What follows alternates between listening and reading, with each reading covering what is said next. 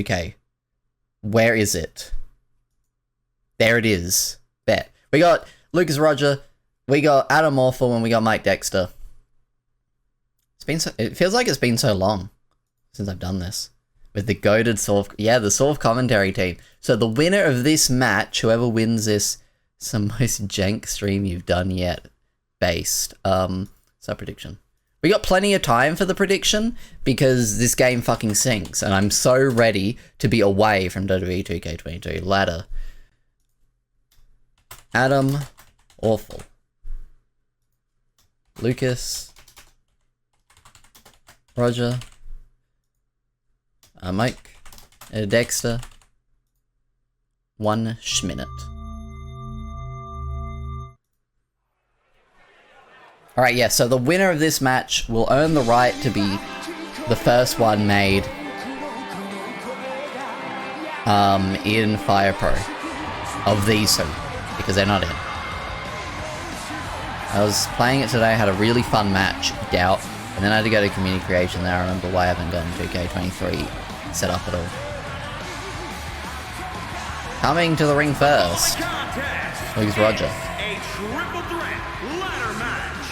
Making his way to the ring from Adelaide, Australia. Weighing in at Alright, we got big shmoney on the Rog.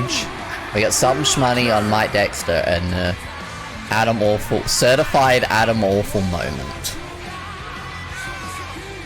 Not gonna lie, that is an Adam Awful moment. Mike Dexter is undefeated in ladder matches, fact. Sure. I'm not gonna doubt that one.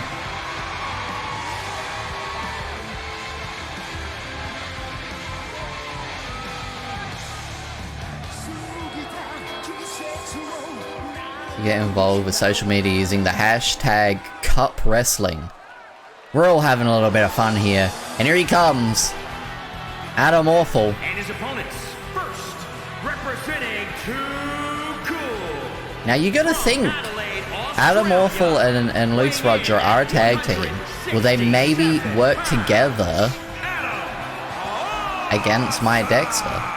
But then again, it is every man for himself, and all three of these men want the right to be the first added to Fire Pro by the next show. I believe all former Cup Dub champions. I'm drinking a nice no sugar LA Ice ahead of my victory. Don't get ahead of yourself, but here he comes. The man is getting ahead of himself. Also in Sorf history, even though you cannot see it, it's been erased from Sorf history, these three undefeated as a 6-man tag. Which I think, I mean, I'm hearing that in Fire Pro we'll be having a trios belt. Could these three, one day, if they all make it to Fire Pro, go for the trios belt? But only one of them will be going to Fire Pro by the next show, and it will be the winner of this match, whoever grabs the contract, the Fire Pro contract.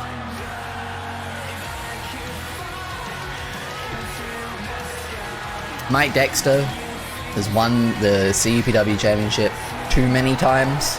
I don't remember how many times, but it's too many. It's like 3 or 4. But it's 3, I think. Yes, 3-time Cup Dub champion. Dexter, Awful, Roger, Erasure. One of these men will not be erased into the transition to Cup Dub. I mean, over time, eventually I feel like they will all show back up, but this is how they get the chance to be the first one. Great arena. Whoever made this arena, epic style. It could be Quarter Life Crisis in the chat room. Give him a shout out. I'm giving him a shout out, a real shout out, not a fake one. This is the final time, guys, that we're going to be having a show in WWE 2K22. This is not the final match. We still have a few matches to come in here. This is going to be a long ass fucking show because we have this and then we have the Fire Pro section. There will be no redeems tonight because of how long this is probably going to take, and I don't quite have stuff set up for redeems in Fire Pro yet. A bit of a short arm Dex's Lariat there from Mike Dexter. And now, oh my god, the power of Mike Dexter. He's been training. He's been getting ready for Dimensional Merge. We know that on Tuesdays, Lucas Rogers training with Nick Armstrong on how to grapple. And we saw it right there. What the hell? I think he's going for an Alabama slam, but Lucas Rogers said, no, I will not be taking that bump. German suplex. So far, two cool and not necessarily working together. Too awful, I think. They're really cool. But I had to make them too cool because too awful wasn't an option because this game sucks giant horse cock in hell.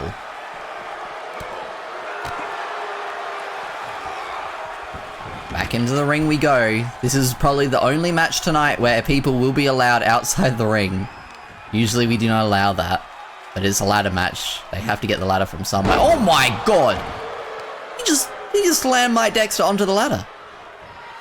I will not be taking that bump, learning from Mike Dexter, I see. For Mike Dexter, it would be, I will not be taking any bump. This is a really historic show for a lot of reasons. As we said, this is the last show for WWE 2K22 before we change over to Fire Pro Wrestling World, and there was simply no better way to say goodbye to WWE 2K22 as the home of Cup W than by emanating from the Hammerstein Ballroom in New York City.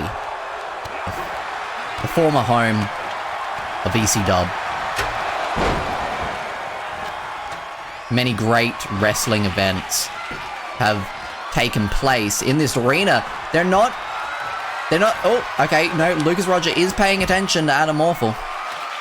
Adam Awful, I believe, does have, oh my god, dangerous. Adam Awful does have more ladder match experience. I believe Adam Awful actually did a ladder match in Sorf. I believe that was the one, the Moonlight Butterfly applied. That was the one with the cone in the arse, if I remember correctly, where the cone lore came from. Now, that's not really gonna, you can't get a tap out here. Not even on the Twitch. Alright, bro. Real NPC energy. Cones did indeed happen in a ladder match. Yes, that Adam Awful was involved in.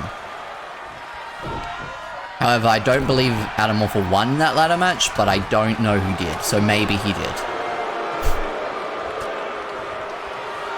Lucas Rogers getting fired up over there. What the hell is Adam Awful doing here? Just throwing Mike Dexter like he's nothing. If you're not gonna take the bump, kid, I'm gonna make you take the bump, kid.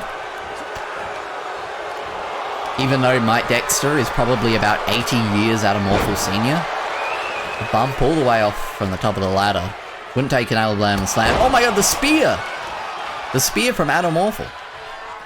James Anderson won that match after getting caught. Of course he did. Adam Awful is a house of fire right now. Lucas Roger spilling to the outside. All Adam Awful has to do now is ground Mike Dexter, and he earns that contract.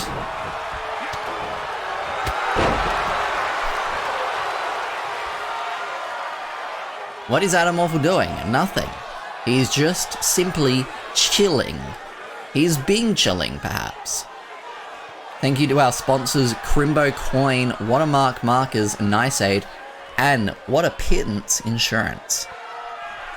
For bringing us this fantastic show that Adam Awful decided to do nothing for a whole little while. Oh my god, they just kicked him into the ladder. Lucas Roger now bringing in another ladder while Mike Dexter hits a very uncharacteristic moonsault, lionsault even. The Kamagoye could that be a challenge to Kota Ibushi? Could we potentially see Kota Ibushi show up in Fire Pro Cup dub? Mike Dexter showing that he's learned how to grapple since the last show, since Marsupial Madness. He went for the Lariat, but of course Lucas Roger has that scouted. Hell, even one time, Lucas Roger had that scouted without even realizing it. Now, what is Adam Awful thinking here? nothing, necessarily. Request Rampage was the last show. That doesn't... I guess that does count.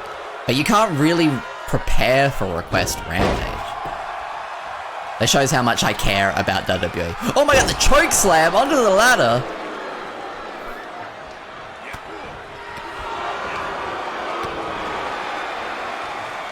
Lucas Roger now picking up the ladder and dropping the ladder. Now, we have not seen a cone from Adam Awful yet. That is very important. And stomping on the arm, on the very well-developed triceps of Lucas Roger. That's what I'm hearing, at least. I'm hearing that he's known as a big tricep guy. Mike Dexter could climb the ladder, and he will! While Crimbo shits the Crimson Flosion, Lucas Roger yet to use the arcade Kern Stomp, a surefire way to grab the Money in the Bank replica briefcase hanging above the ring. Oh my god, he almost powerbombed him on that upright ladder. Tripping Lucas Roger up there. And another spear from Adam Awful, while Mike Dexter conveniently sets up the ladder. Did Kai Thorne compliment you on your triceps? The overdrive! No! Not this way, no. Kai Thorne has not ever... He thinks it's actually very inappropriate. This is a bicep business, pal, and you're here developing your triceps? Very inappropriate. Big Sheamus guy, he learnt that from Dildo Mordor himself. The luck of the Irish, and Mike Dexter is the only man in the ring. They call him the Soft Sheamus. One bit of the ladder, there's a whole little fucking padlock up there that you've got to undo or something. I don't know how the ladder works. I thought you just unhooked it, but we've installed an entire padlock system tested by the lock-picking lawyer to make sure it works properly. Nobody seems to know or care that Adam Awful is on the ladder unhooking the briefcase. Oh, Mike Dexter does care. And, oh no! Again, the ladder just falls at the last second before someone breaks their spine, neck, pussy, crack, whatever they break. And the elbow across the back there.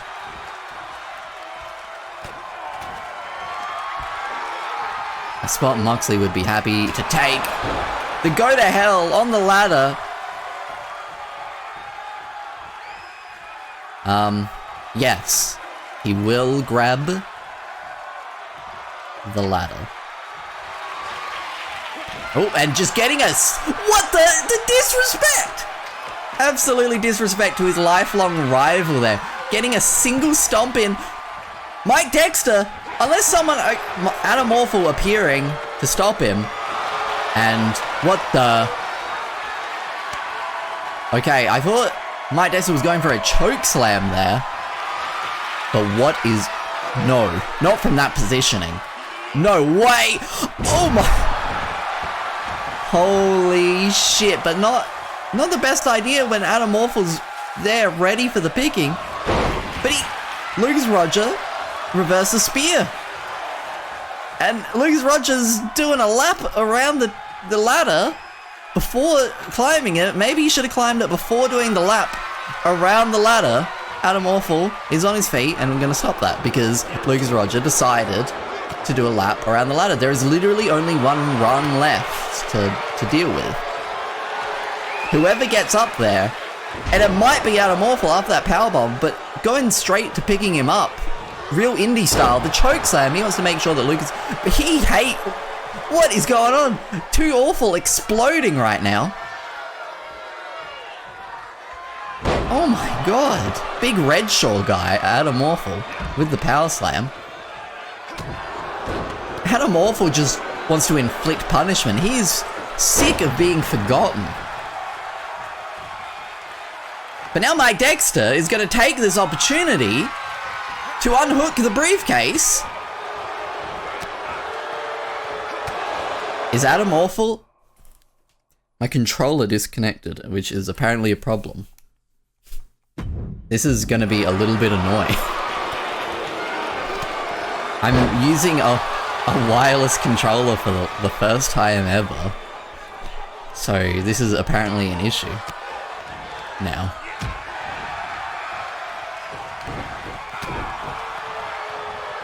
Foul play, start over. I hope it hasn't, like, assigned me to someone. I just gotta remember to, like, no way! No, not after the control! Oh my god! I was gonna start crying. If Lucas Roger won after the controller disconnecting, I would have started crying.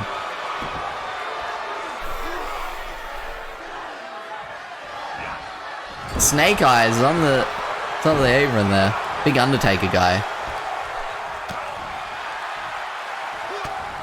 Oh my god. No! Someone pay attention to this guy! Oh no way, dude. No!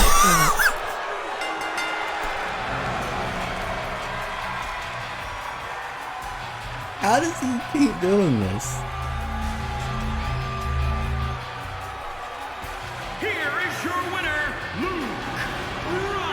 Yeah, well, Lucas Roger earning the right to be made by me in Fire Pro.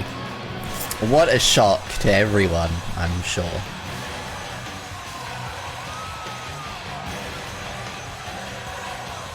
Lucas Roger Chad's winning right now. I don't even know if Igus's theme is in this.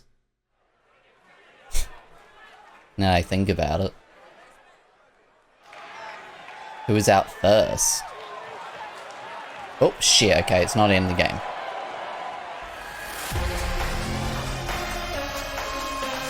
The following contest is a fatal four-way match. Making her way to the ring from England, Jamie Hatcher. Oh, Jamie Hatcher, of course.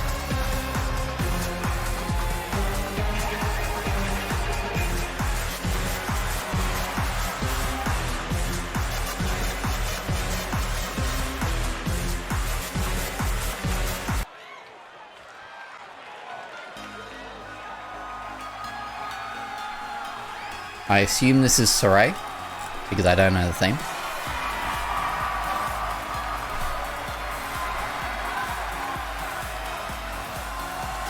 Sarai, we gotta get you out of there, we gotta get you out of that fucking Fed soon. Yo, actually, is WWE 2K23 gonna have anime schoolgirl magical Sarai in it? Because that might be a game changer. You'll see Mercedes Moné later, technically speaking.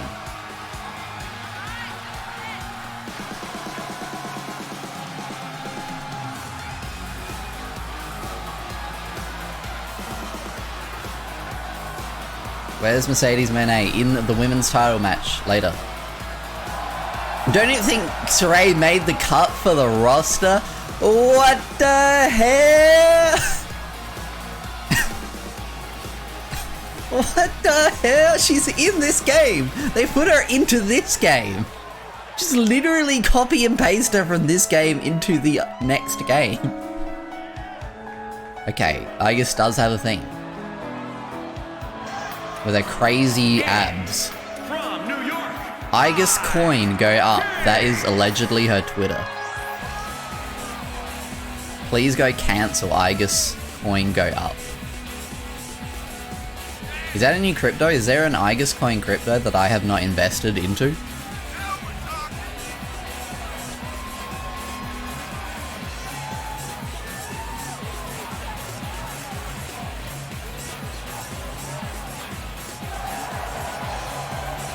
Flat Igus. Yeah, I don't know if you've seen Igus, bro. Igus is not very boing boing. I can go get her if you'd like.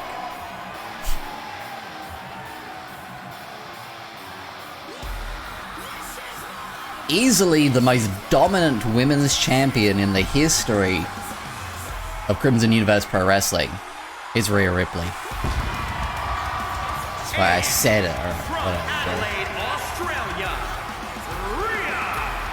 From Adelaide, Australia. Where the fuck is that?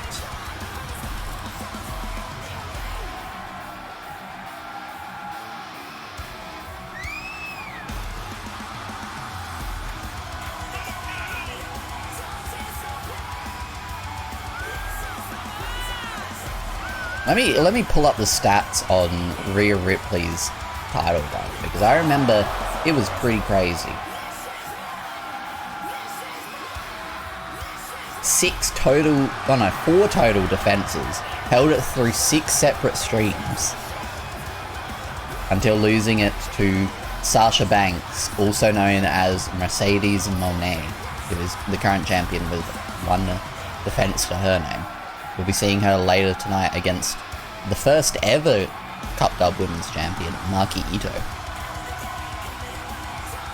And then the winner of Mercedes Moné / Sasha Banks versus Maki Itoh will take on the winner of this match in Fire Pro Wrestling World.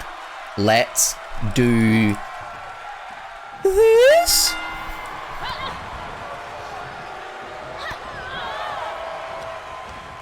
Now this is a Fatal 4-Way first fall to a finish, not elimination.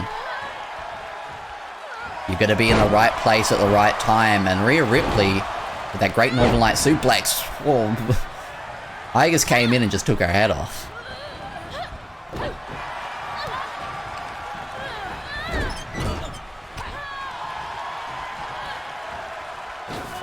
And now Rhea Ripley with the knee lifts there. Saray. I believe we have seen Saray before in Cup Dub, but this is the first time we're seeing Jamie Hayter. I'm hearing that the people over at Fire Pro are very big on Jamie Hayter, and we may be seeing a lot more of her in the future. But if she is unsuccessful here, we will not be seeing her in the future tonight. Oh my god, that a bit of a rough landing there, and the double stomp across the back of Rhea Ripley, and back over from Saray. Saray just went flying into the air. The sheer power of Rhea Ripley with that full Nelson slam and stomping across the arm of Igus. This is a good position to be in. The other 2 combatants on the outside. This is where you want to try and win the match. You're not going to be interrupted. And the rip, curl, tide, whatever the fuck she calls it, Rhea Ripley might just win the match right now. I guess able to kick out. I'm pretty sure it's not the rip curl, but it should be the rip curl, because that would be funny.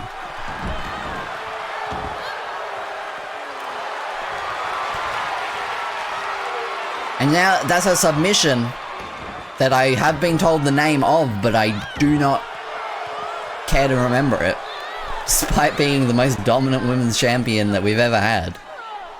I do not know the product. What's the product, kid?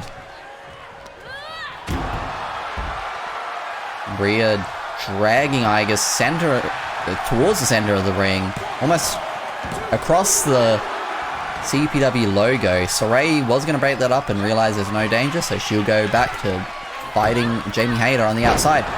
Igus getting out of the way of the elbow drop of Rhea Ripley. Northern Light suplex. She didn't hold the bridge though. Maybe exhaustion starting to catch up with Rhea Ripley. I hear Rhea Ripley is going to be contending for some belt at some like indie show called WrestleMania. I wonder if the Rip Curl will have copyright counter. Yeah, maybe. Saray, in fact, did not make the roster for 2K23. That is insane. Alabama Slam, Rhea Ripley will take that bump. That is a certified 2K moment. Igus about to pull the upset here by pinning the former CPW Women's Champion, but no, not quite. Saray may be realizing that she should get into the ring. That is where the match will be won. And a dominator there from Igus to Rhea Ripley.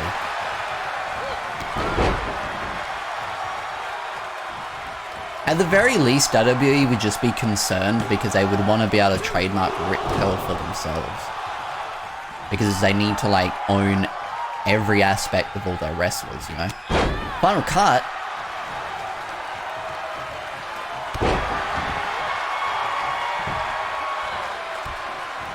What is Saray doing here?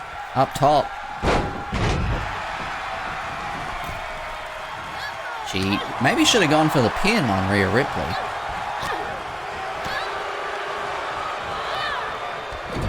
Now Jamie Hayter wants to take it to the former Cup Dub Women's Champion. But isn't having a good time with it. Say that much.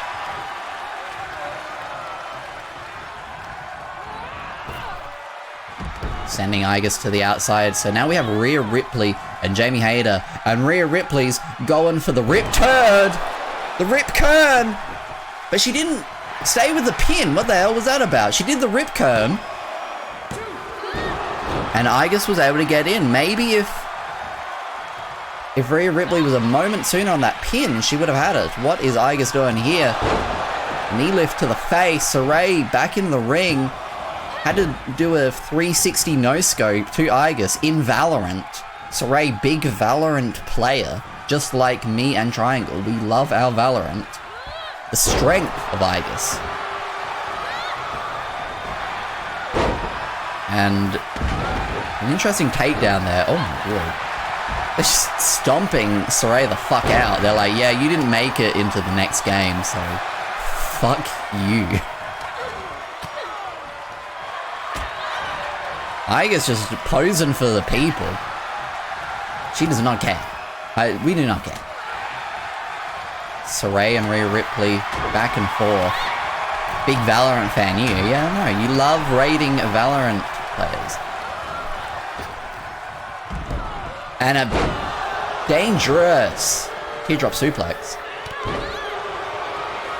But I guess, does Igus have a spine that could be broken by a move like that? I'm not entirely sure. And what is Jamie Hayter doing here? Clothesline. And another one. Big fan of Mike Dexter with the Dexter's Labria. And Jamie Hayter. Doesn't she do the Rainmaker? Doesn't she do the Rainmaker and calls it the Haterade? And Haterade! That's what it is, right? Jamie Hayter advancing to take on the women's champion in Fire Pro Wrestling World, the one without a theme. Here is your winner, Jamie Hatcher.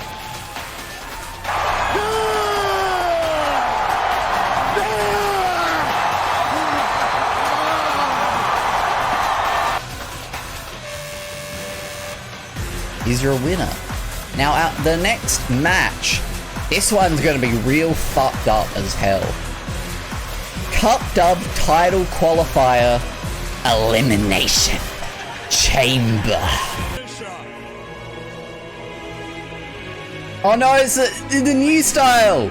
Oh yeah, I turned on the fucking video boards. I turned on the fucking Thunderdome shit.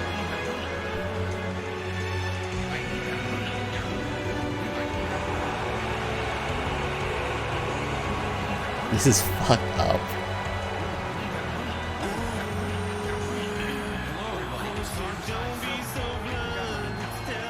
The following contest. Wait, this has copyright music? No, we're not doing that.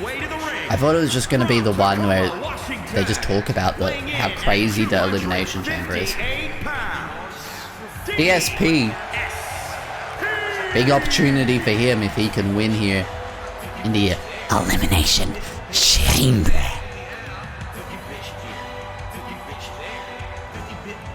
Cup Dub gone back to a full time where they went full fed. This is because the dimensional merge is occurring. This is the dimension where we stayed full fed.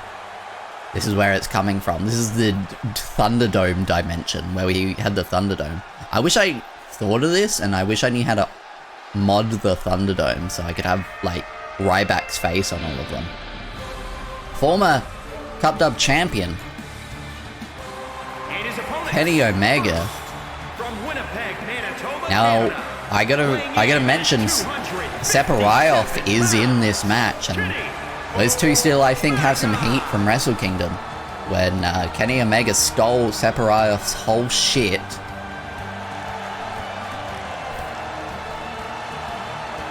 So it'll be interesting to see if they end up clashing here in the Elimination Chamber. With the dimensions merging, things are getting a little unstable around here. That's why we're at the Elimination Chamber pay-per-view with the Thunderdome screens. There are all the people, all the great fans of Crimson Universe Pro Wrestling out there on the screens.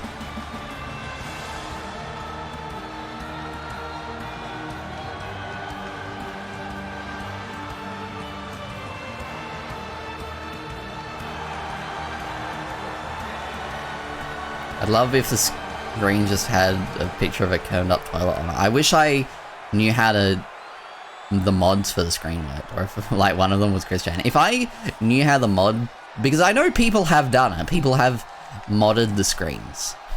I've seen it. I've seen someone mod the screens with exclusively Ryback eating chips, but I don't know how they do it. I don't know what mod they use. But I also wasn't expecting to use the Thunderdome screen here. And here comes, again, another former Crimson Universe Pro Wrestling champion, I believe a 2-time champion. The man that Mike Dexter seems to always beat for that Crimson Universe Pro Wrestling Championship. It is none other. And the real one-winged angel, one could say. The only reason worth using this fucking game for this entrance, you go on the Thunderdome screen just to have your shit wiped off from Minitron space, yeah. I would have been on the Thunderdome screen kerning. I'd be taking a huge kern because I would have to be watching WWE, and that is a certified kern moment.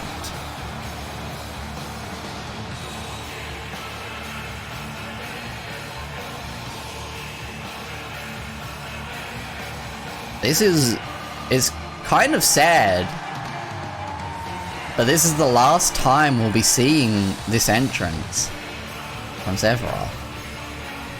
The only thing that W2K22 has going for it. WrestleMania watch along, yeah, I'll do it from the toilet because I'll be curling the whole time. The other thing about doing a WrestleMania watch along is that shit starts at like 8 in the fucking morning. Nobody's gonna be up for that shit.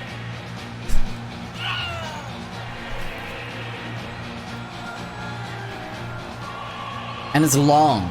I'm not too bothered that it's long. I mean, it's long and it sucks in terms of a watch on, but I'm getting fucking... No, who the fuck here is getting up at 8 AM so we can all sit there and be bored watching fucking WrestleMania? I don't want to watch any Cody match, let alone a Cody match in the main event of WrestleMania. Okay, we just had a shot of DSP, thank you Kevin Dunn. Dumbass. Dominik Dijakovic, the first ever Crimson Universe Pro Wrestling champion, would you believe? Probably feels right at home in the Thunderdome, I guess. What was Dominik Dijakovic doing during the Thunderdome era? Wasn't he fucking in Retribution or whatever?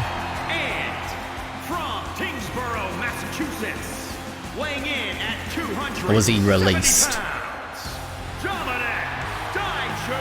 He was T-Bar, okay. Yeah, okay.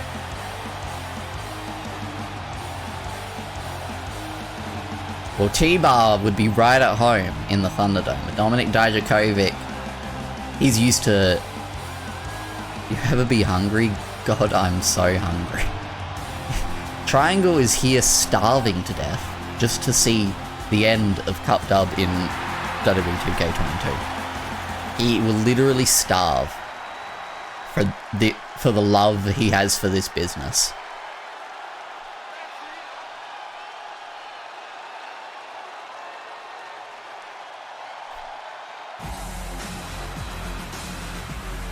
Oh my, the debut. From Adelaide, Australia, weighing in at 315 pounds. Of the Jag. Big bloke style. まあ楽しかった。It was very fun. But Martinez, Yeah, we'll be seeing Maki Itoh very soon. Not a good smell. Harley Jackson making his debut here in Crimson Universe Pro Wrestling. And straight in contention for the Crimson Universe Pro Wrestling title. And I assume we'll be starting this. I think the pods are all full, so he'll be starting in this elimination chamber. Was that Bad Luck Fale on one of the screens? It looked like fucking Bad Luck Fale on one of those screens.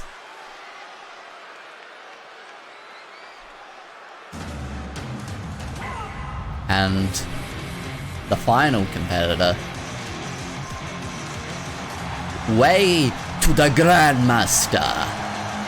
Master Wato. Weighing in at 179. Someone who really impressed at Wrestle Kingdom and came into Cup Dub in an impressive fashion. It is the way to the Grandmaster. It is Master Wato. We also saw Master Wato compete at Cup Dub Rising Spirit #1 in a 6-man tag match teamed with the Acclaimed.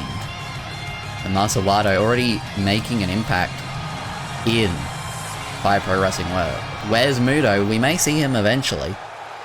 I hear that Cup Dub have sent out feelers to Muto, even though he is now retired, for an extra super final run. Kevin Dunn, great fucking work, brother. Awesome.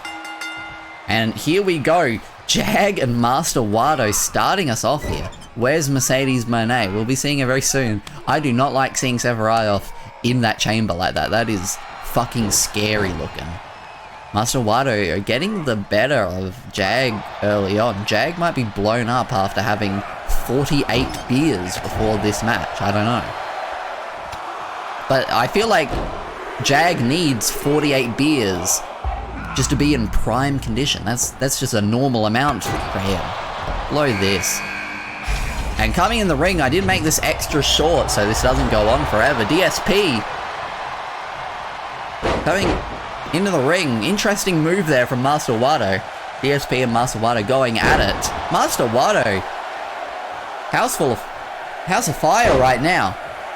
House full of poop and pee-pee right now, but the good kind of poop and pee-pee. A big fiery turd is Master Wato right now, but in a good way. A big fiery turd. Coming out next, Dominik Dijakovic, the first ever Crimson Universe Pro Wrestling champion. Okay. Alley-oop to Jag. And a headbutt from Dijakovic to Master Wato. Master of Big Kern style. Way to the Kern Master. And a small package on Dijakovic. Not enough to eliminate him yet. And who's? Kenny Omega. Oh, good camera shot, Kevin. Good camera shot. Fucking Bucky Beaver motherfucker. Known friend of Jag, Kevin Knox, is actually with Jag for this pursuing moment. They were spotted in Monado eating whale and drinking Sapporo Tall Boys at the all-you-can-drink bar. Yeah, they've already downed 48 beers and 48 kilograms of whale meat. And everyone is in the ring, and yet, of course, Sephiroth and Kenny Omega go straight for one another. There is heat here, ladies and gentlemen. still unresolved between these two. Okay, let's go eat some whale, sure. And Sephiroth going up top. What the fuck is he doing up there? I believe a knee drop. And he wants to eliminate Kenny Omega real quick here. Not quite enough. And Jag, the power. He was just pressing him. Dijakovic knocking him over, so Wado spiked himself on Jag's head. Not a man of many words spoke to the Japanese press saying, "We ate all the fucking whale raw, yeah. There is no room for racism. If you're racist."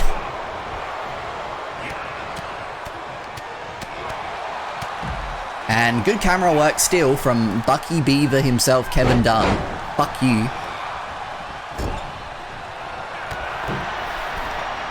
And what is Master Wado doing here? An elbow drop. Really awkward to the lowest back of Darkside Phil. And I don't imagine, as a gamer, that Darkside Phil has a very strong lower back. I feel like he's got that big lean muscle wastage in his lower back. A lot of action going on here. Kenny Omega straight on Master Wado. And what is Kenny Omega thinking of doing to Master Wado here? Liger Bomb.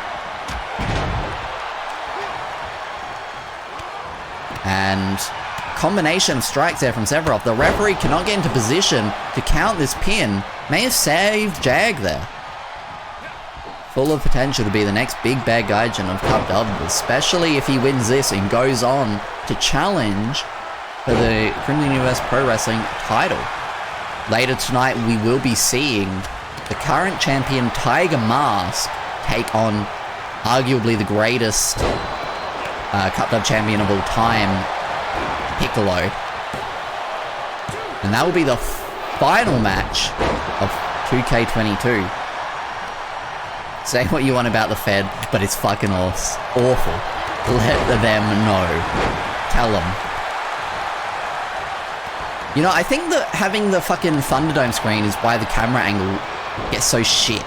Because nobody thought how to make this game properly. Is the Terminator making a show tonight? I believe Arnie is on the card, just from memory.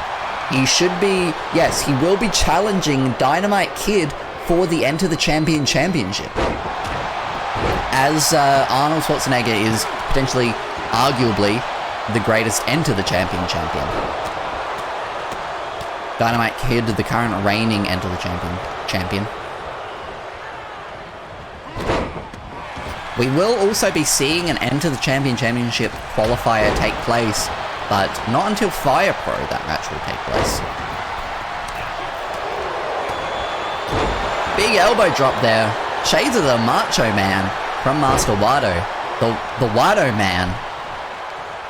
And what is Master Wado doing here? A tombstone to Kenny Omega. If Kenny Omega's the first person eliminated here, that would be quite the upset. Piccolo, the man who encapsulated the 2K22 era the most out of all of them. In fact, he was the namesake of the first Cup Dub show of all time. Hooray, it is Green Man. Exactly. As well, interestingly about Tiger Mask and Piccolo has the record of the most defenses of a single title run with 7, but Tiger Mask has drawn Piccolo in total title defenses with 7. And Jag almost eliminating Dominik Dijakovic, DSP almost eliminating Sephiroth. So Tiger Mask versus Piccolo, big fight feel. But that will be the end of 2K22. There will be another CUPW title match. Sephiroth, the first person eliminated by DSP. There will be another Cup Dub title match in Fire Pro. The winner of this match will take on the winner of Tiger Mask and Piccolo. And Sephiroth will not be that person. Really quite the upset, I think, for the former 2-time Cup Dub champion Sephiroth to be eliminated first, especially by DSP.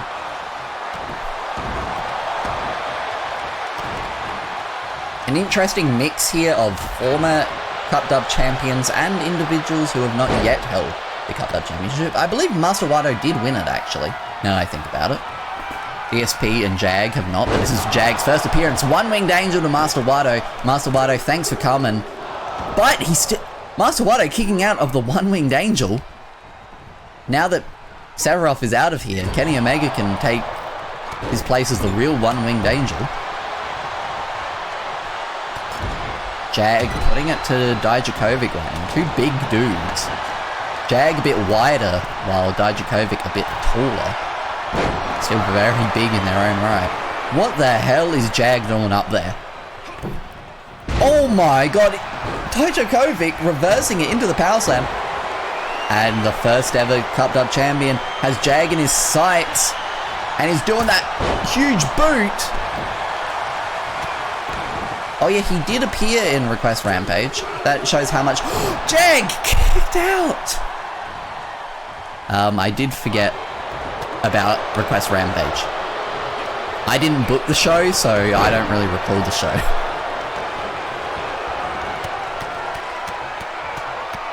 And when I hook the arms, I think about what to do next. Tiger Driver 98.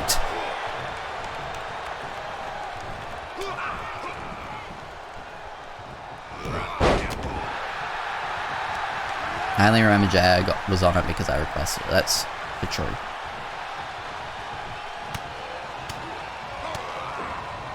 At this point, it's better to acknowledge Request Rampage is not canon. Not really. I mean, I think, of course, you would say that. But, I mean, all the title runs were canon. Oh my god, what a shotgun dropkick. Potentially changing targets. I thought he was going maybe for that spinal tap onto Jag. And what is Master Wato doing here? Another dropkick. Request Rampage was epic. Actually, it was a good show. I just forgot it. It was fucking pretty crazy. Especially, I quite liked the... This is like the second time you've forgotten Request Rampage. I know. I'm very aware. What is... Jag running into the ring. Going up again. What the hell is Jag thinking? It didn't go well last time. Huge axe handle. He crowned him. Sephiroth really in that jabroni spot of getting eliminated way before anybody else. Oh, I thought Kenny was going to throw Wato to the outside. DSP making his way into the ring. Two huge gamers, Kenny Omega and Darkside Phil. We've seen Kenny Omega recently in Like a Dragon Ishin.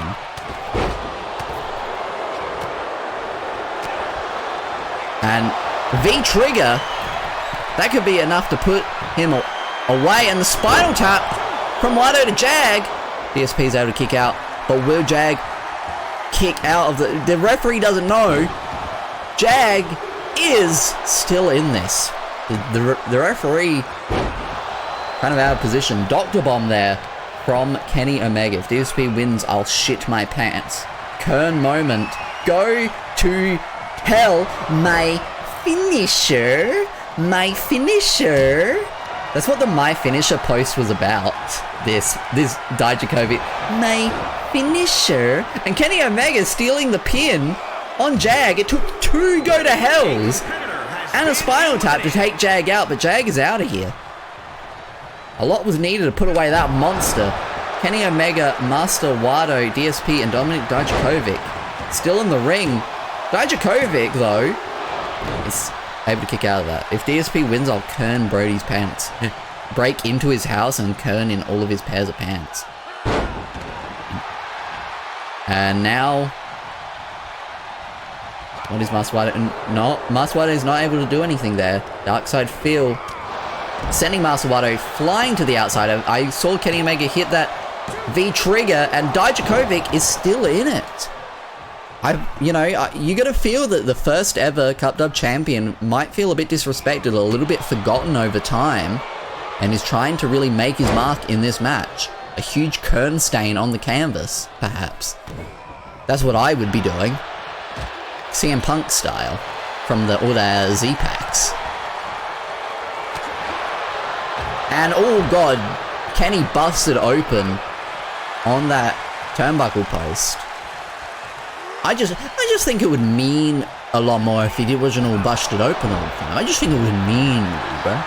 Oh, and Dijakovic hit like a choke bomb there. The referee...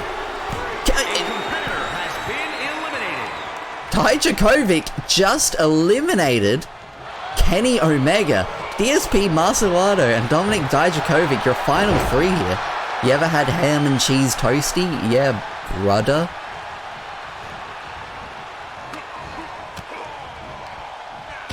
And Mr. Wado, what is he thinking?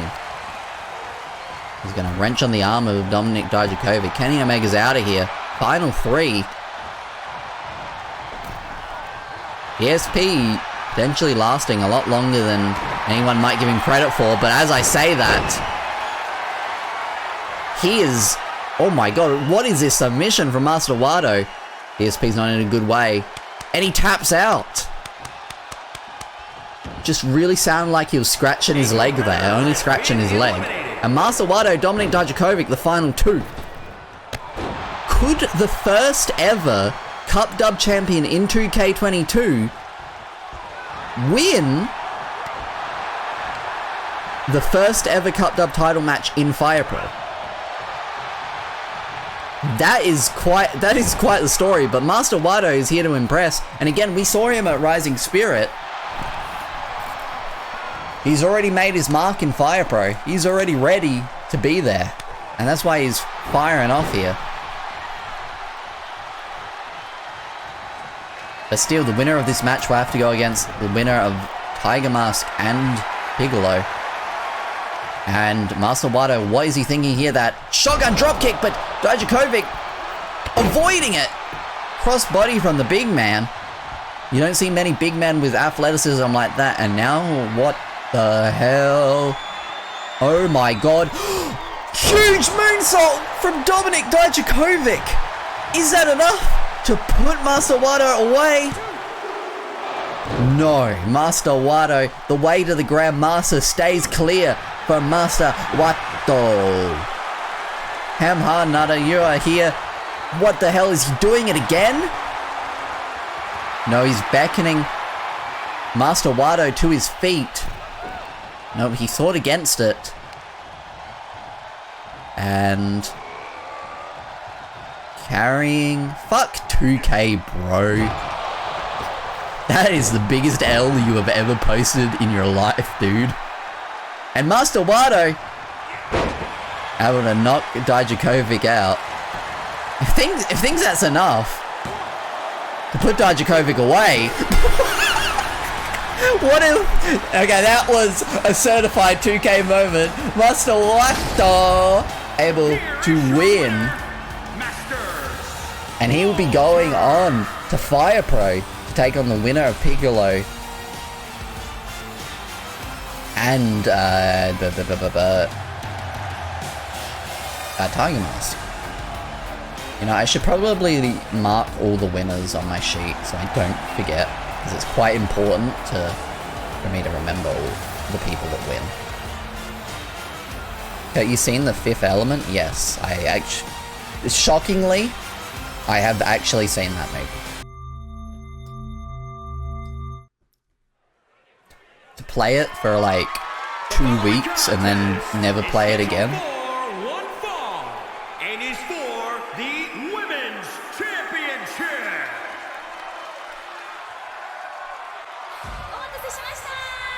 I didn't realize she had the Heart Foundation as a Titantron. Maki Itoh, the first ever Cup Dub Women's Champion, will be taking on Mercedes Monet / Sasha Banks if you're so inclined to be a Fed head. Maki Itoh with a huge fucking monobrow that goes across her entire forehead. That is my favourite part of Maki Itoh, her signature giant monobrow. What about you guys? Do you like Maki Itoh's signature giant monobrow?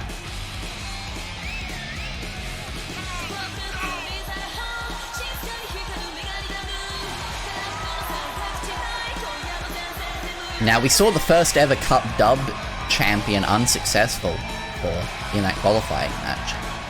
Could we see the first Cup Double Women's Champion successful? I love WWE. A monobrow turns me on. That's fucking for true. I love WWE. Why don't you have a monobrow? I can't grow one. Like, if I could grow a monobrow, I would have a monobrow because I don't think I've ever done anything to my eyebrows. I've just let them freeball my whole life, and they are just how they are. I didn't ask you to grow one. Well, how else am I supposed to have one? This is what calm is made of. Whatever fucking theme is. Oh my! Could it be? It's blast time! That's her, bro. With the Snoop Dogg theme. Her cousin Snoop Dogg. Her real life cousin Snoop Dogg. Remember when he was Snoop Lion? Now imagining you debuting RCW with a monobrow and the pedo stash for the tryouts. Now that would be epic. Simply epic. They're the same person, bro. I don't know. I'm sorry to kill kayfabe for you, bro. They're the same person, bro. Hair implants, how else are you getting a monobrow? I know I killed kayfabe for Red Carp yesterday when I went on my rant about parasocial relationships, but I've got to kill kayfabe for you here, bro. Introducing the challenger. Red Carp has not been seen since. The Idol, Maki. I had forgotten about Snoop Lion until you brought it up. Dick. And introducing the champion. When did he stop Boston, that? Massachusetts. Like, he just kind of stopped. You're looking at her, bro. Mercedes, Monet, that's what he said.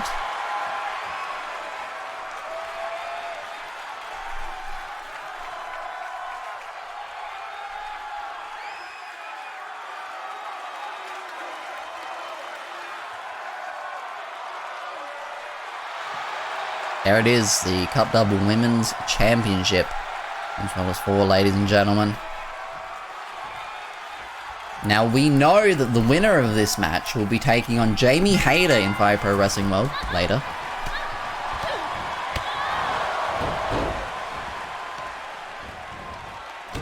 And coming out of the gate is Mercedes Moné, Sasha Banks. Oh my god, she just fucking crushed her. Unfortunately, since this is a Fed game, she's still got to be Sasha Banks. They got the rights to that, you know? They got the copyright on that. Will Fire Pro have Mercedes Moné? I hope so. I hope I downloaded Mercedes Moné and I didn't download Sasha Banks.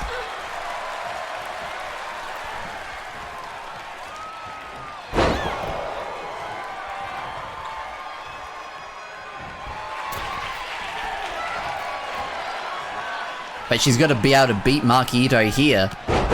Okay. That was a real fucking Mercedes Moné moment.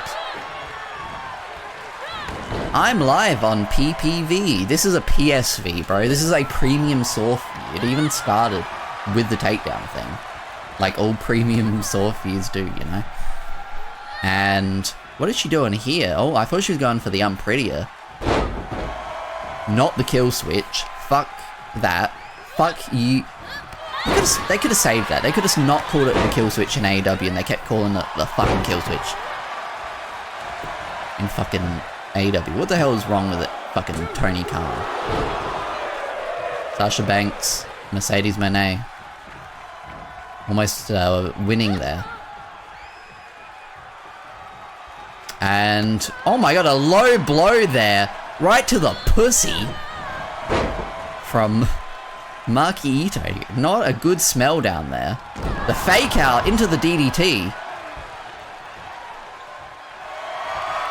And here it is. There's that cloverleaf. But I don't, that is not enough to put her away. That is not enough to put Sasha Banks away, who is the same person as Mercedes Moné.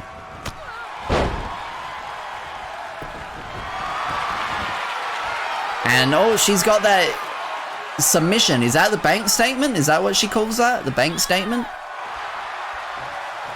Or is the bank statement a different thing?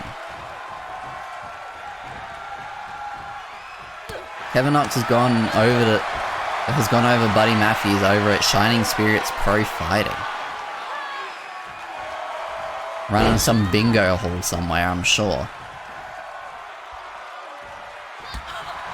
Not in the big leagues here at Criminal Universe Pro Wrestling. Reverse DDT there from Maki Itoh to Sasha Banks, who is allegedly maybe Mercedes Moné.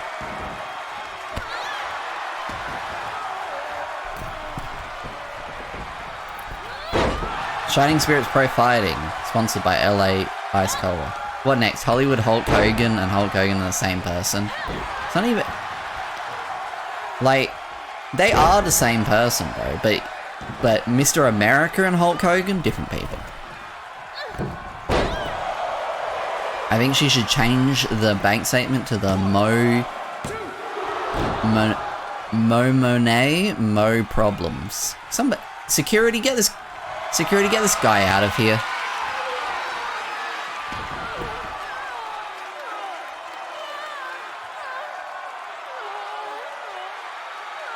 Is Mercedes Banks Sasha Moné gonna tap out here?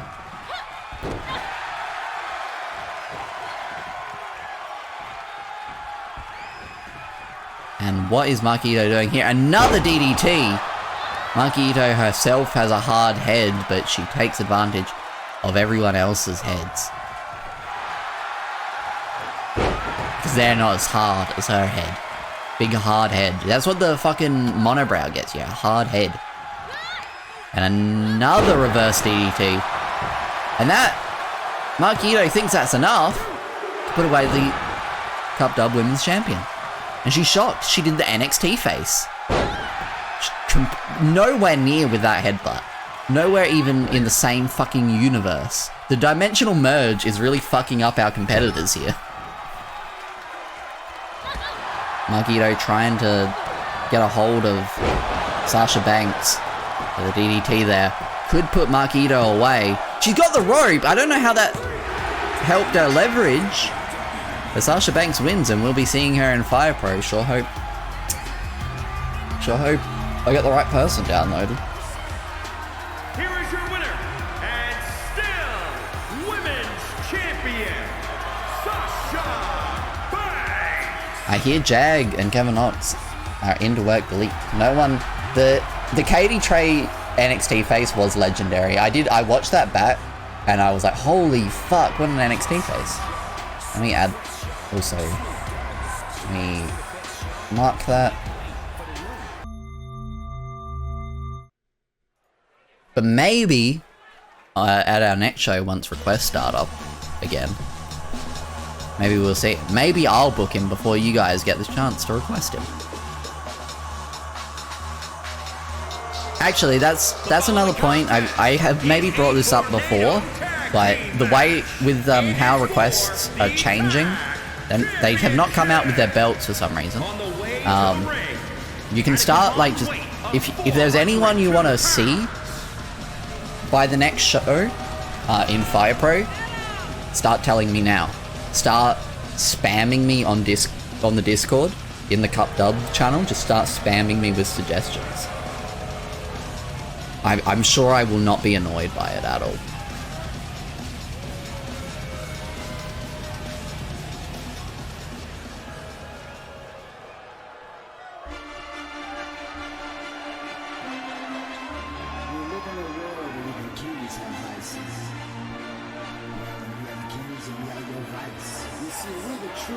And their opponents, Here they are. fine weight of 300 RPGvice. One of the greatest W's that AEW ever had was bringing RPGvice back. Dangerous Tekkers versus RPGvice. This match is about to go off. This would be pretty fucking nuts. Roppongi. Roppongi.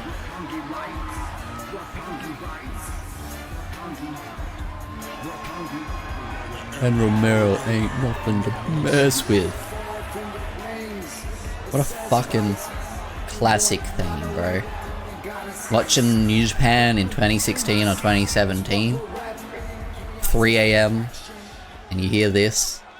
I don't know that because I didn't have to watch New Japan at 3 AM because it's like 7 PM instead here. But all the boys in America having to turn up 3 AM and hearing RPGvice. There it is, ladies and gentlemen, the Crimson Universe Pro Wrestling Tag Team Championship. Interestingly, the Killers, Chris Benoit and Elliot Roger, nowhere to be seen after losing it to the Dangerous Tekkers at Request Rampage.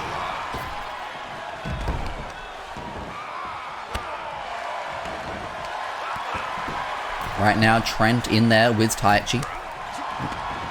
You know it's important to remember the forgotten sponsors of Cup Dub, looking up employment and Red Star Baiju. Well, we might see Red Star Baiju a little bit later, actually.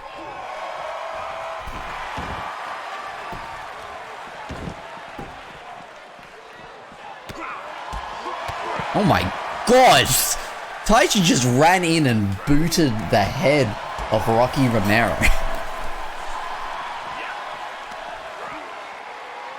He said, Simon, this one is for you. Fucking L moment in WTK where I do triangle pads and put sponsors on them, yeah. Also, I said I would uninstall the game to Fart Style Gangnam Style, but I actually don't know if that exists, so.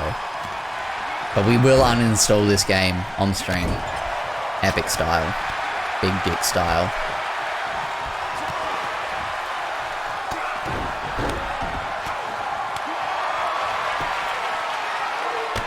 And Zack Sabre Jr. with the submission there on Trent Beretta. Now I wonder in the future in Fire Pro Wrestling if we'll see either Evil or Dick Togo. I'm sure we will not fucking see Evil. I don't know what you think's gonna happen, bro. I actually want this VOD to survive, so.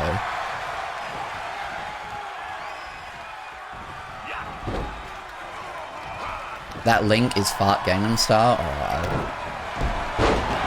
I'll get it ready. Yep, that's what it says. Sai Gangnam Style. Fart Style. I'm glad it does exist. I just assumed it existed. And it does indeed exist. What a fucking moonsault there. From Taichi.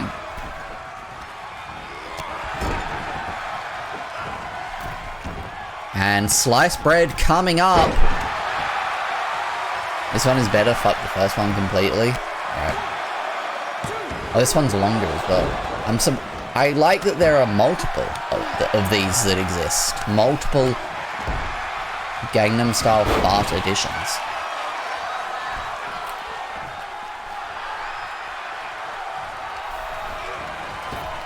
And on the outside, Taichi planted.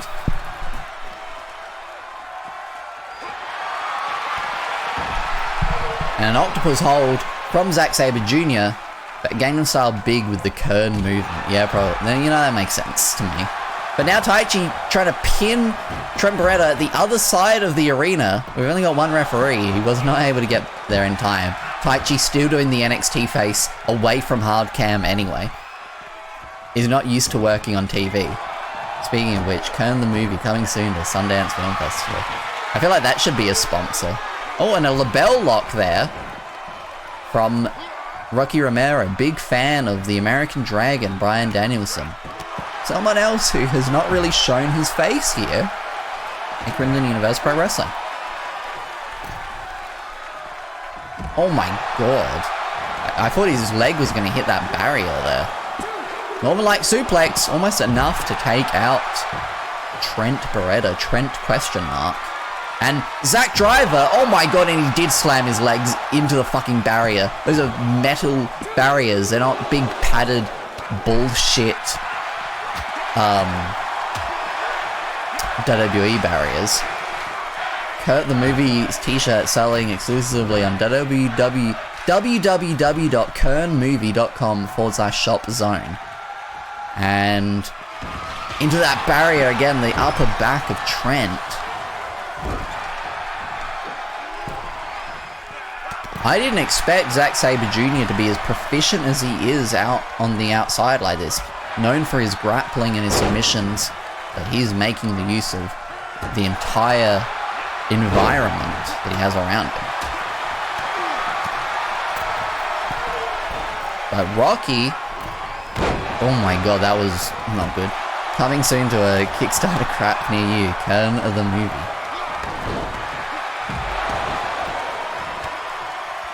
iDubbbz, you want to be in Kern the Movie? Oh, and a submission, I think, applied from Trent. And then a submission from... Oh, he called that a rope break, even though he was watching Trent's submission. Taichi's trying to get over there. Imagine Zack Sabre Jr. tapping out to Trent Barretta.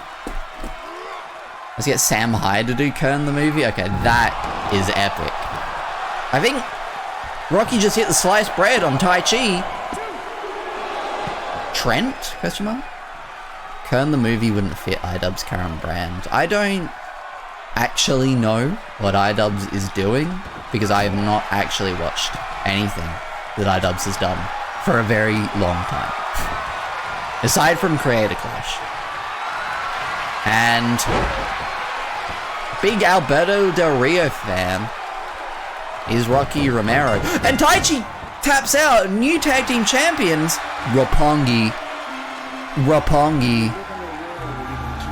Sam Hyde would cook in Kern the Movie. Sam Hyde for Kern the Movie would be the play. RPGvice. Roppongi. Big win there for RPGvice.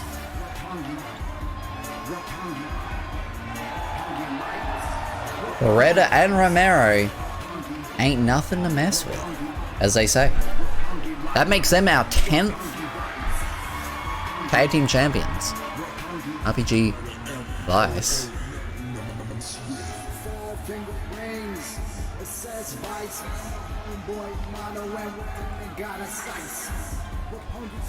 Alright, next, the following contest will be for the Enter the Champion Championship. It will be the champion, Dynamite Kid, taking on the challenger, Arnold Schwarzenegger. Can I say that? Is he allowed to say that? The C title, Dynamite Kid. So while he was also having 5 defenses of the tag team championship, again, suspicious in his absence is Chris Benoit.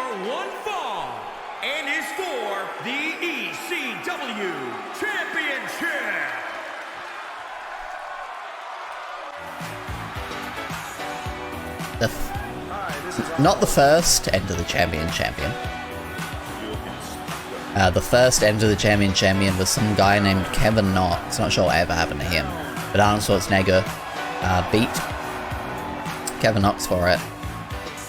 Had 2 successful defenses. I believe I called Arnold Schwarzenegger the single most dominant Enter the Champion earlier. That is incorrect because that is easily Chris Benoit. It's his girthy 4 defenses. But again, I've not seen Chris Benoit around. I'm not really sure what's going on with that guy. I hope he's okay. Down, up. Arnold Schwarzenegger wants to walk in to Fire Pro Wrestling World with the Enter the Championship. Just went over Buddy Matthews at SSPF. Oh yeah, true. The show that everyone is watching right now. At their local bingo hall.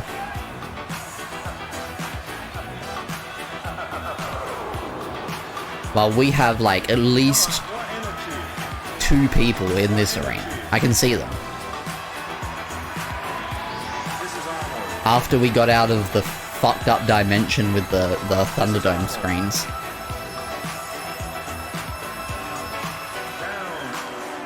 MCW champion Buddy Matthews?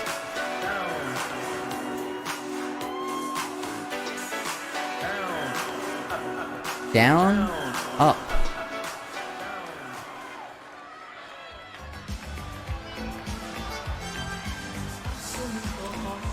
The Dynamite Kid coming out to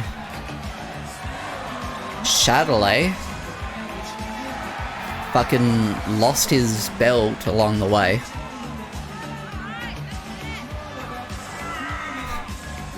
I'm unsure why Dynamite Kid is coming out to Chatelet.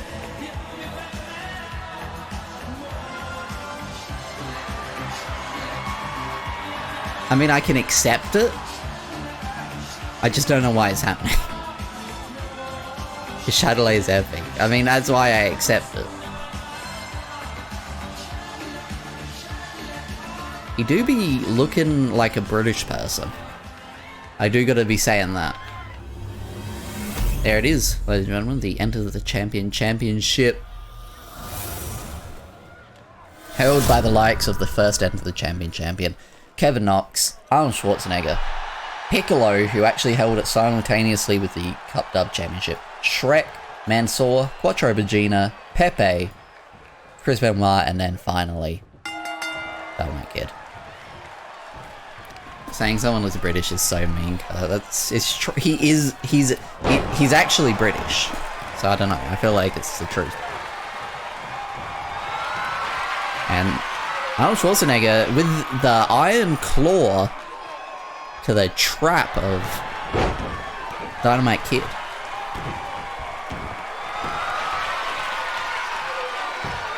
A submission there. Oh, and he's got Arnie at quite a high angle on his neck. I can't imagine British people want to look British though. They don't know any better. There is no room for racism. If you're racist...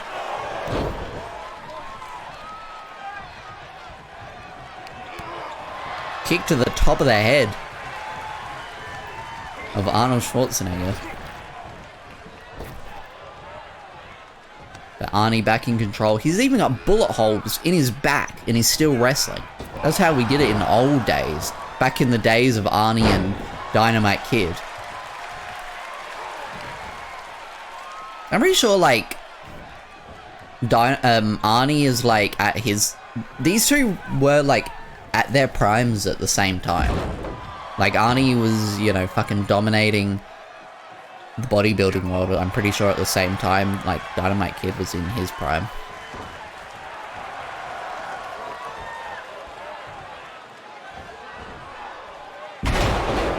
He did the deal! He did the deal! No one kicks out of the deal, but he didn't pin him off of the deal. Can't go to the outside. This is Crimson Universe Pro Wrestling in 2K. I do not trust you to go out there. Oh my god, throwing him on the Fire Pro Wrestling World logo. Bit of foreshadowing for what is to come. Punch to the stomach of Arnie there. And suplex, snapping him down. Dynamite Kid is going to drag Arnie a bit closer to the center, and he's going to go for the pin. Arnie is fucking big styling, though. He is a stud. He's ballsy. And there he goes. He's so big. He's so big. Shout out to Terminator 2. What a fucking film. What an absolute fucking banger of a film. Terminator 2. Shout the fuck out. What is he doing up there? He tried to crown him, but Dynamite Kid kind of stood to the left. Tornado DDT there with the double stomp. And an elbow to the top of the head of Arnie. Bro, have you watched Terminator 2? What a fucking movie, bro. Oh my god. The tombstone? No! Arnie turning into a tombstone of his own! Real fucking 91 Undertaker style tombstone. The softest landing ever. And Dynamite Kid able to get out of that powerbomb position. He's fired up. The energy. But he misses that moonsault completely. Arnie. What is he doing here? Dominator. And Dynamite Kid may be out of here. 2-time Enter the Champion. It is Arnie, and he's got the Ultimate Muscle theme for some reason. That actually makes Arnold the first ever 2-time Enter the Champion. I'm ballsy. I don't take no shit from anyone. I'm quite surprised by that, I smoke my stogie anywhere I want. I don't have to find a hideout place like you. There's like a match I completely forgot about on that card that I don't think I put any of the entrances in for, so... The following contest contest match and is for the heavyweight championship. Been betting 69 on most matches tonight, but this one especially because your Tiger Mask 69, of course. Hearing the theme again, it's been a while.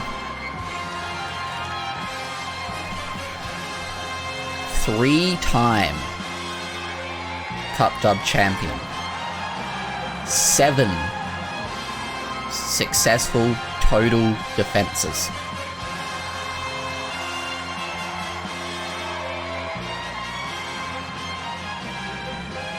Did you have some negative ASMR from hearing the theme just then? It was like hearing the theme in that way, like not as loud as it normally is. It was really fucked up. Like it was like a scary sound, but it wasn't the scary sound that I'm used to. It was very weird.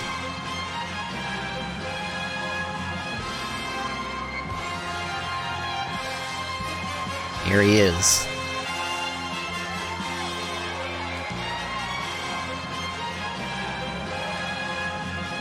Yeah, no, this is truly fucking beautiful. And incredibly cursed at the same time. But here he is, finally back in title contention. But as much as I spoke of Piccolo's stats with that title, 2-time Crimson Universe Pro Wrestling Champion, and combined over both of those reigns, he has amassed 7 defenses.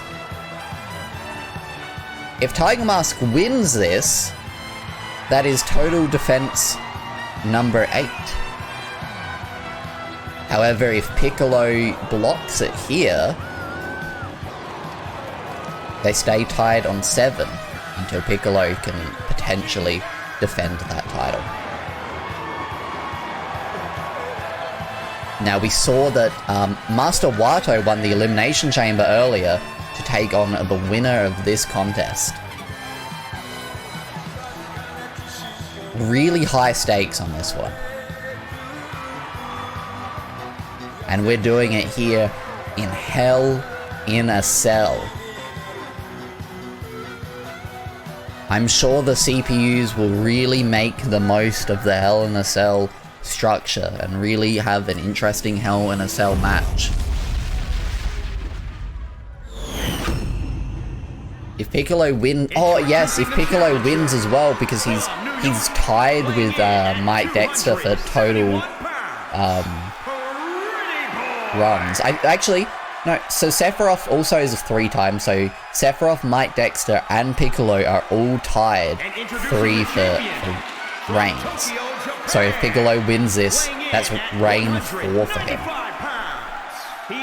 He ends that deadlock. I think I said earlier that Sephiroth might have been a 2-time champion, but no, I'm looking at the stats now. Sephiroth is a 3-time champion. Tiger Mask, our 22nd and 30th Cup Dub champion, while Piccolo 2nd, 7th, and 11th. Did somebody say deadlock? Did I?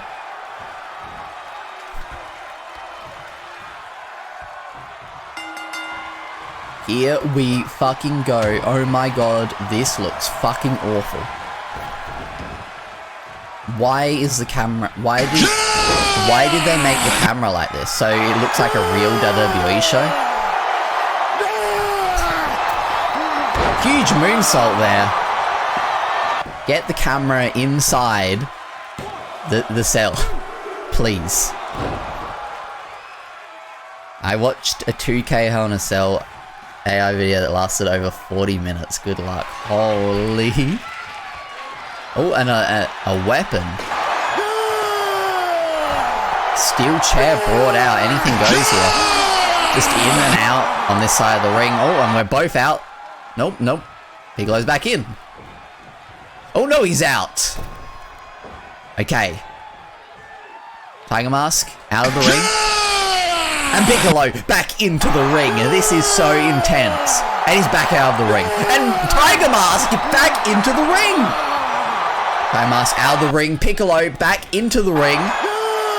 Piccolo back out of the ring. Yes, they did something. They broke the fucking AI loop. Okay, back into the ring.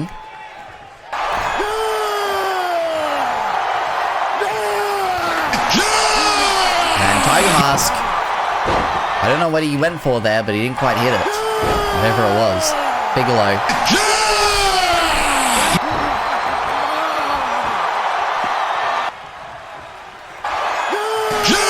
The chair across the back of Piccolo there. Tiger Mask knows that he needs to do anything he possibly can to put it to Piccolo to defend this title.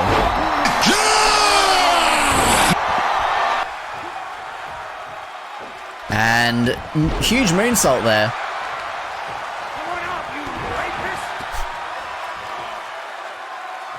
Now, punch to the head there. What is... Oh god, he's just stretching the spine of Piccolo across the back of his head. Come on out, you rapist!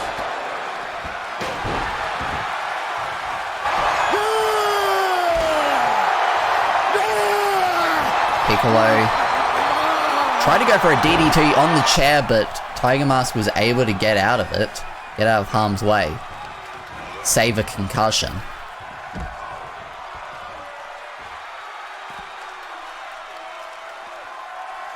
And what is Tiger Mask thinking of doing here? Tried to throw him into the cell, but Piccolo just kind of fell over. Tiger Mask doing nothing. But suddenly a drop kick, and Piccolo hits the cell. Okay. Just keep slapping him in the back of the head. Okay.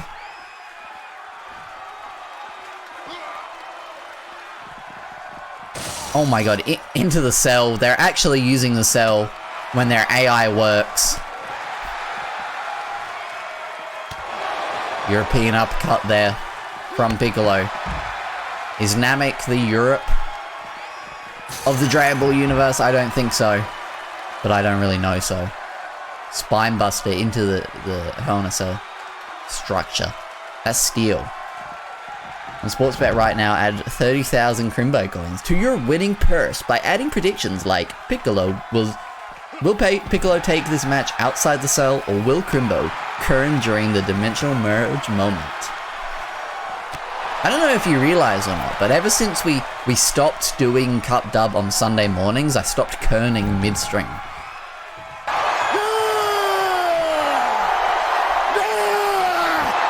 But maybe I should do a celebratory kern for this stream.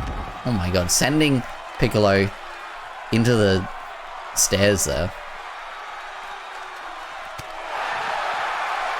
Over the stairs, they're on the outside. I believe the match can only end in the ring. It is not Fool's Count anywhere. just kerning out of excitement for no more 2K. I need to start kerning so I can create my own farts for when we uninstall 2K. Tiger suplex there from Tiger Mask. Oh my. Will anyone leave the cell and go through the top of the cell? And oh my god, his face just planted straight into that chair. Is that enough for Tiger Mask to retain here in the main event? I cannot believe this, ladies and gentlemen. Even I'm doing an NXT face, you just can't see it. Piccolo was able to kick out at the last second there, 2.9999. Yeah, being so keen for the new era of Cup Dub that you hit someone with the RKO Kern Stomp. Oh my god, Piccolo fucking up there.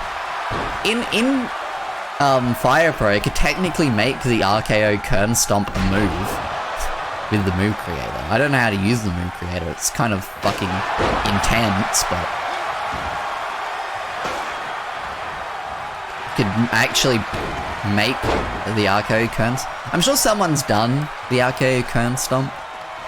I assume he meant like the RKO reversal from the curb stomp, but is that enough? The Spanish Fly not enough to put away the Tiger Mask.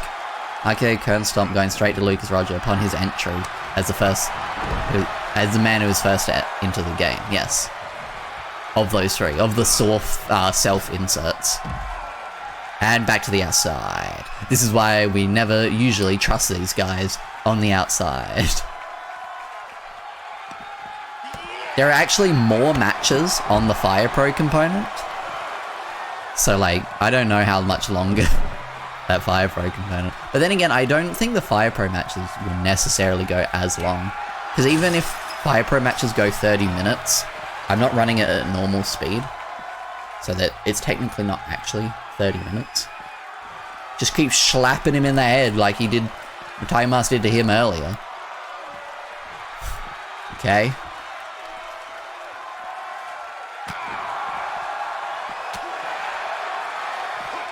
Tried to drop kick him in the back, but Tiger Mask was able to sidestep it.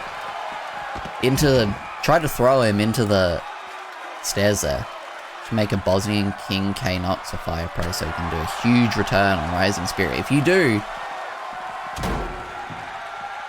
I'll get him and I'll work him in. I mean, over time, eventually, I'll probably make a lot of the soft self-inserts. And maybe new soft self-inserts. Maybe we can even have the Dominator or the Prodigy in Cup Dub. Because I am more willing to make things in Fire Pro than in this. Because Fire Pro won't crash if I try to make something like this game well. Good camera work. I really like the way that the cage looks right now. Okay, I can see why this might take 40 minutes. Damn, I was actually hoping that we were going to finish the 2K component at the around the 2 hour mark.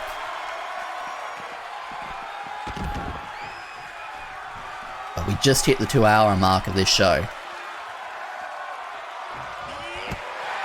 Jawbreaker there.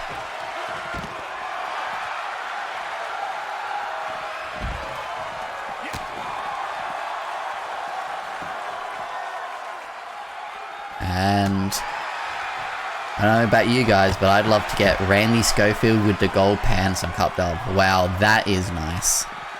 Into the steel. And now he's just going to start slapping him in the head again.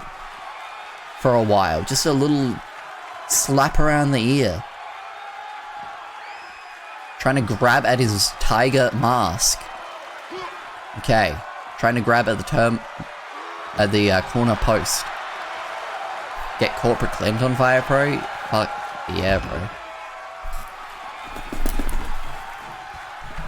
Like I said, you know, you can start making suggestions about what you want to see in the request list for Fire Pro by the next time we do a Cup Dub show. If I have to make them, they might not be as likely, but they might still happen. Alright guys, I get it. Get on with it.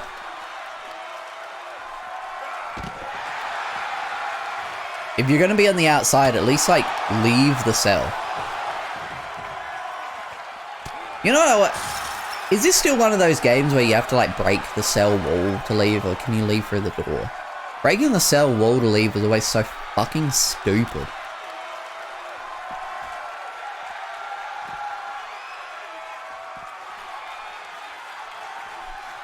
You need to break the wall. Oh my fucking god. Shh.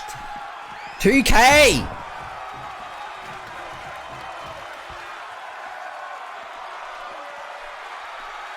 The 2K big stink, we know this. And we're watching a big stink between these two as they brawl to the outside. I maybe should have not done this.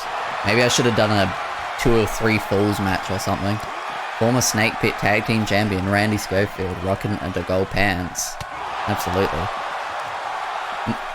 Nobody can forget the battle of the Randys. Randy Parker versus Randy Schofield. For who is the best Randy in Saw.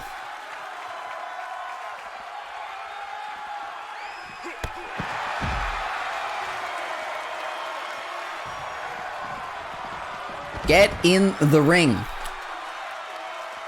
They're really milking the time. They know that I'm about to fucking slam this game shut.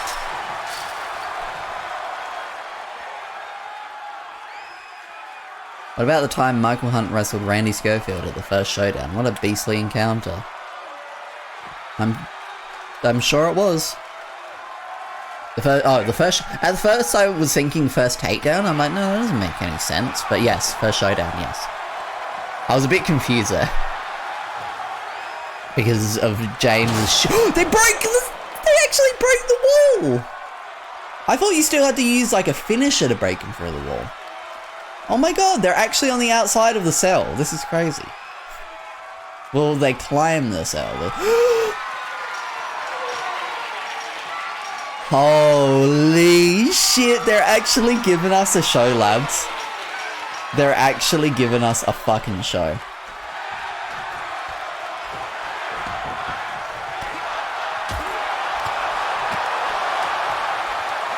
Will someone go through the top or will someone get thrown off the side? Either way, I'm happy. Oh no! Oh my god, Piccolo, no! Good thing Namekians can regenerate and stuff.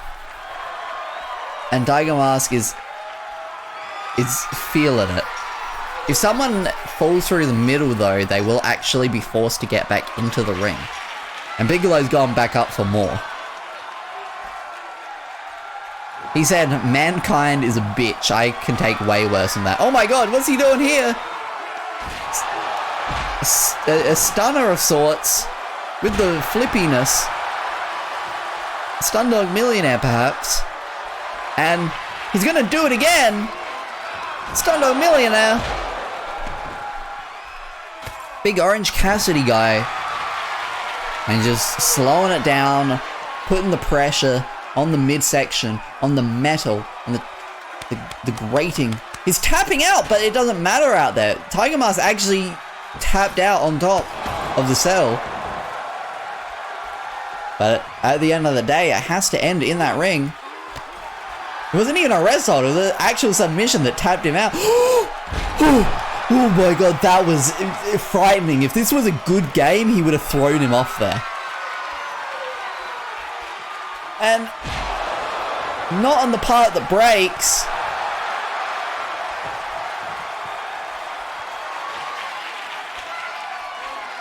And another one.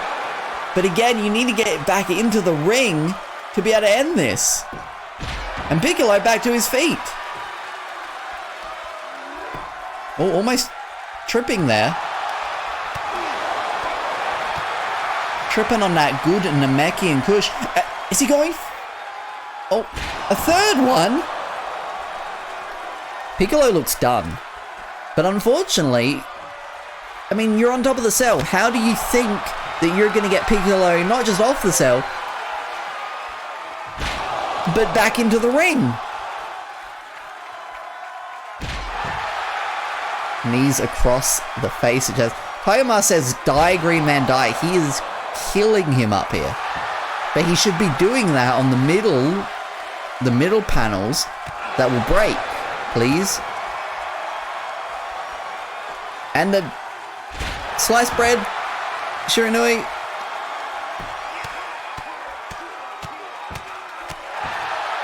Come on, move down a little bit more, stop fighting up here.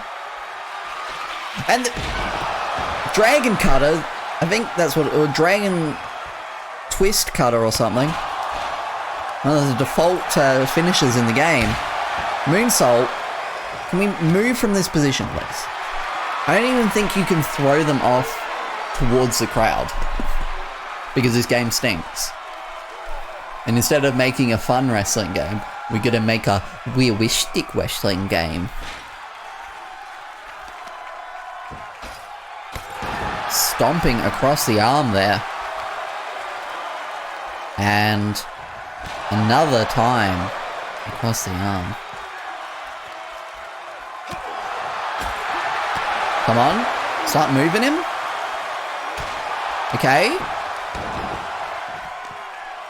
I mean, even if you throw him off towards the announce tables. Stundog Millionaire again. Moonsault. See, I thought once we're on the outside, like, I'm pretty sure, like, there's 4 breakable panels. It should be so easy for them to hit the breakable panels, but, like, they're purposefully avoiding them. They're trying to give us a real slobber knocker of a main event here. They're really trying to give us time. And again!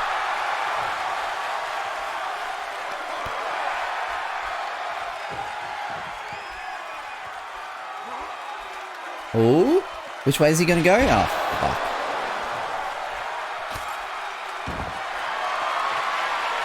Is Tiger Mask gonna tap out again from this chin lock?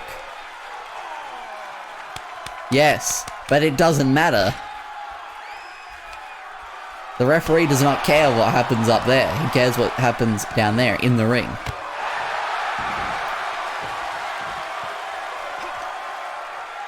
I feel like I might need to go for a Kern after this thing's done. What the hell? Oh my god. He's close to falling off again. Piccolo has already fallen off the cell once before. And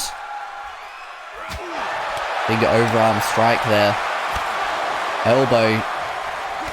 And Piccolo reversing that. I feel like Tiger Mask has been in control most of the time that we've been up on the cell. An EDT there. We're really close to the breakable panels. That 45-minute Hell in a Cell 2K match I was talking about earlier had like 10 tap outs outside the ring. Took forever to break the fucking middle. Well, that's what we're seeing right here. Again, bro. Ridiculous. Thomas has hit his finish so many times. I feel like that was everyone's finish in the TNA game.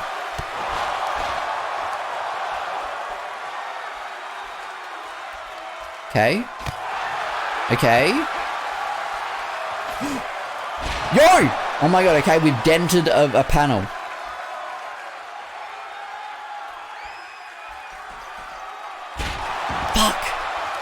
Fuck!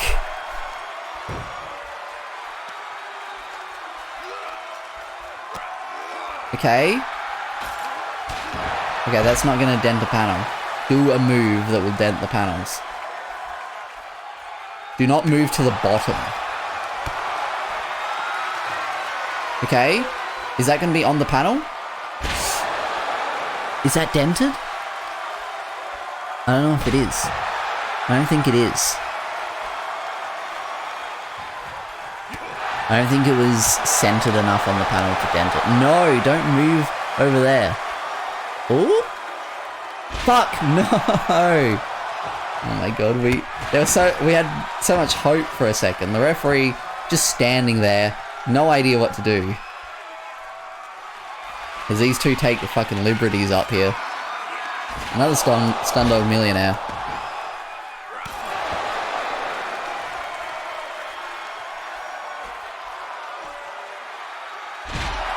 Salida del Sol. That's also what they call it, right? It's what that's probably its most fetty name. Again, I don't think that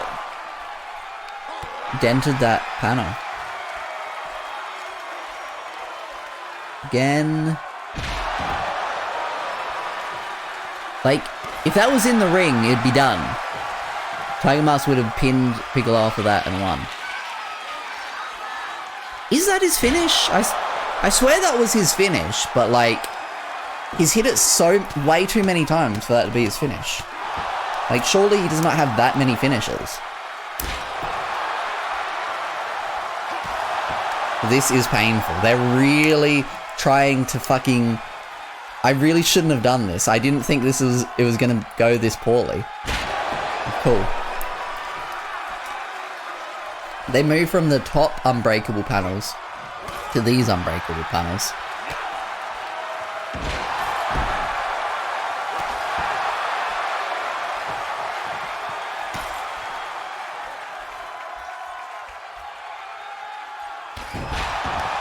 Okay.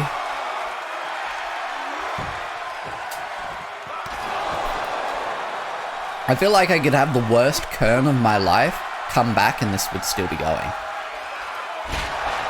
Come on, up a little bit more, guys.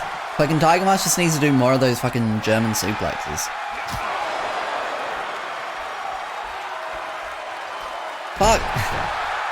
I'm gonna Tiger suplex in the opposite direction, wherever I want you to go. Actually, there's not even... I didn't realize... No! Piccolo fell again. Oh, and Tiger Mask is going down. Unfortunately, the part where they broke the cell is on the other side. So they don't have easy access to the ring. Do the AIs even know that they have to go to the ring? I'm sure they don't. Oh, maybe? No. Of course not. Unless you have to break, like, the bottom panel.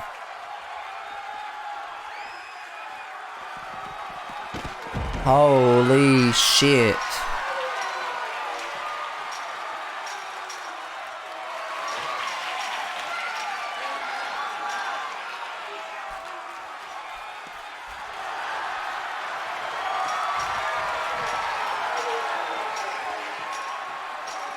This is still more interesting than an actual Fed Hell in a Cell match though, so I'll give him that much.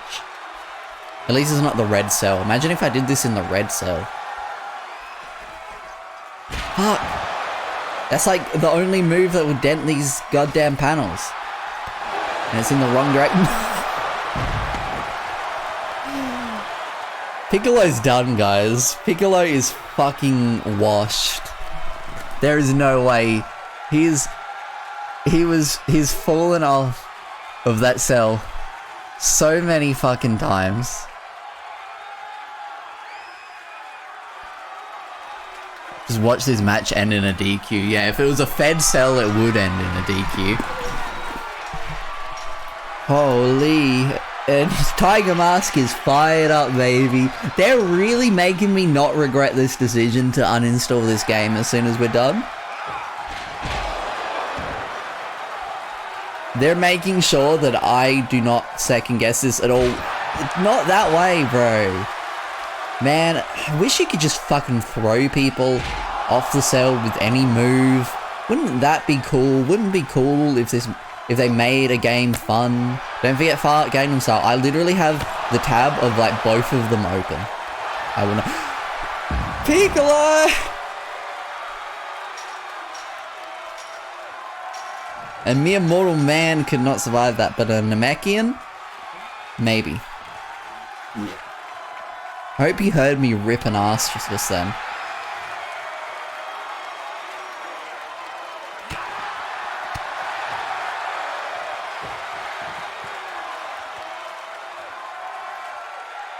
Fellas?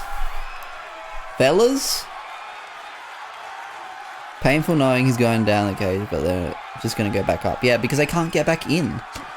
I was actually kind of concerned that Piccolo like glitched out there. Oh, yeah, go. No! I was like, if he goes around the other side, there's a chance that they could get in. Like, I mean, okay, I'm no fucking game developer. But like, surely you can fucking have your AIs know to get into the fucking ring. In a match that can only be ended in the ring. Surely they did. I feel like they did that in older games even. They knew where to go to win a match.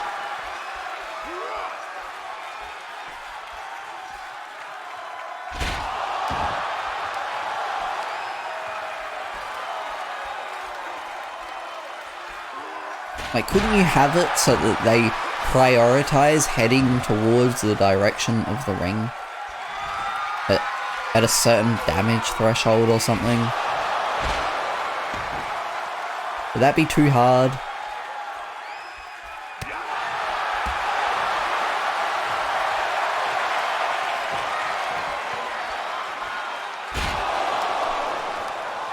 Fucking hell. This is gonna end up longer than the Iron Man match we did. The Kevin Knox, Lucas Roger, Iron Man. This is gonna be longer. This is gonna be longer than MJF and Bryan Danielson. I wish I paid attention to when this match started, so I'd know how long it is.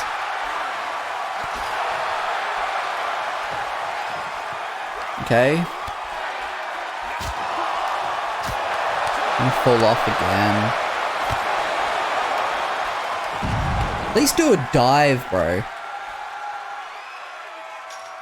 It went on a bit before 2 hours on your stream, okay. Safely say 30 minutes? I don't know if it's... I don't know if I'd say safely 30. I'd say approaching 30, maybe? Like, I don't know if it went on that long before the 2 hour mark. Bro.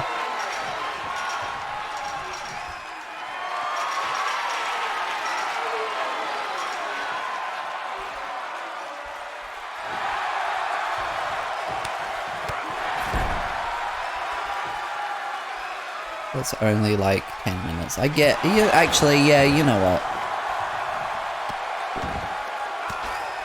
I feel like we've been here longer than AEW Revolution's runtime. I felt like because of the Iron Man match, Revolution didn't actually feel that long compared to other AEW pay-per-views. Mainly because like that Iron Man match just melted away.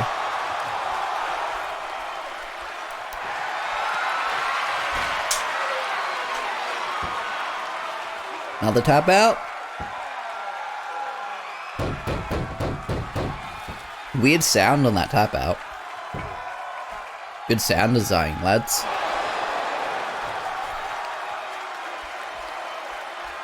The Iron Man match truly was a thing of beauty.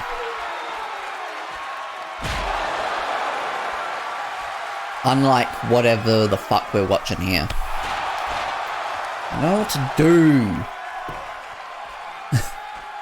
We've just got to sit here and suffer.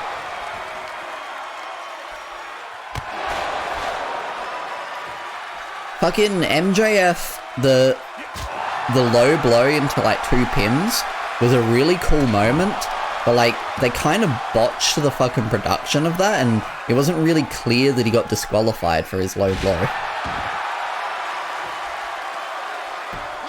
Until like 30 seconds after that spot was done.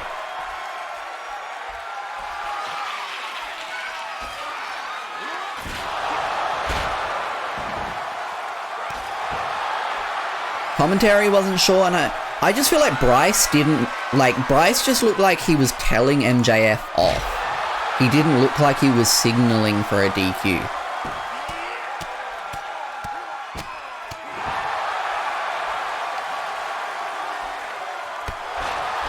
Yeah, I mean, I was clear that there was DQs on, but like, and they updated the graphic wrong as well at first.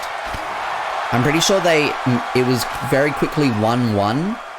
It was like MJF gets the first pin and it says it's 1-1, but it should have been 2-1.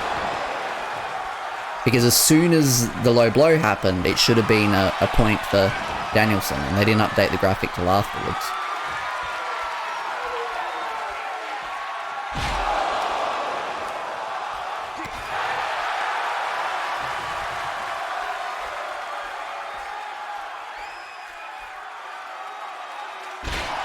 We're so fucking close, lads. We are so unbelievably close.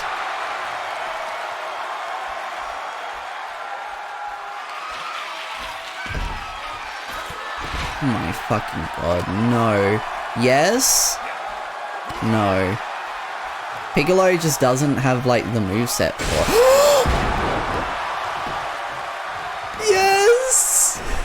Please pin him! Pin him, stag him, fuck him. Is Piccolo really gonna win this after fucking Tiger Mask just shit on his head?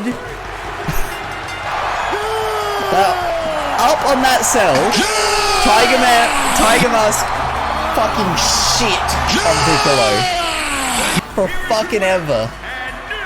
But Piccolo said, I do not care.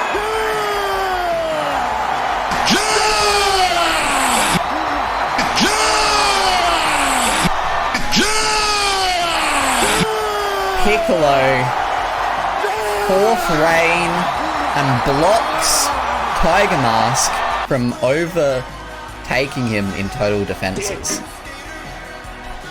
He's got the John Cena theme playing. And that makes Piccolo the Final Cut Dub champion in WWE 2K22. And that means this is the final fucking time I will have to open this fucking game.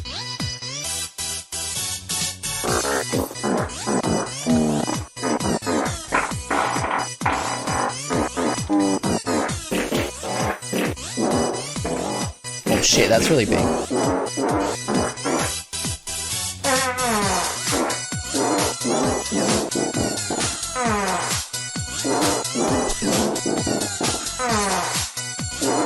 Oh wait, you don't do that here.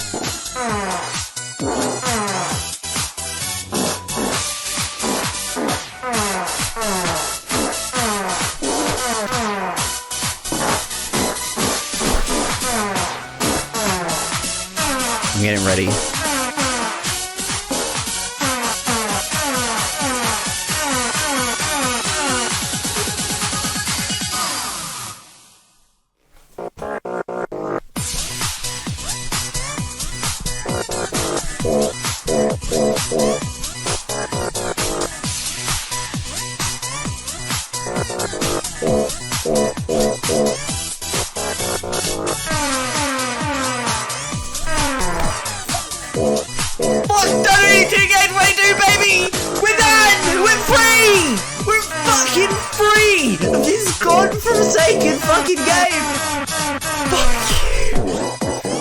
I got a water right here.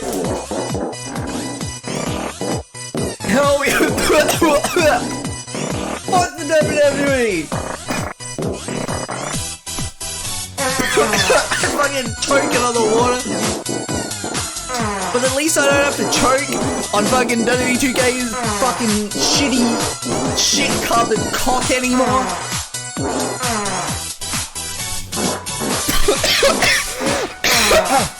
I've become terminally ill from playing WWE 2K22. WWE 2K22 has given me a terminal illness. Oh my god.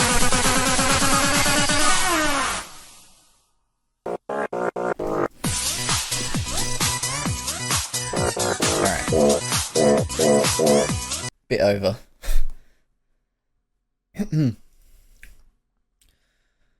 Okay. Cool, it works. I don't know what happened last time.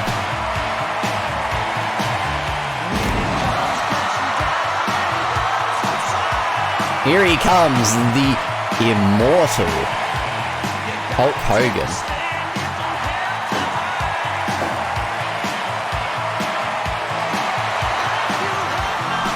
The first match here in Fire Pro, Manny Pacquiao versus Hulk Hogan boxing match.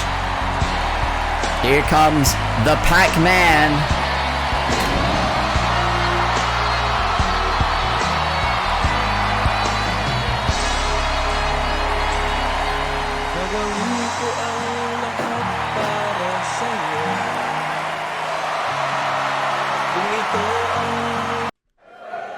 Here we go, 3 minutes, 5 rounds.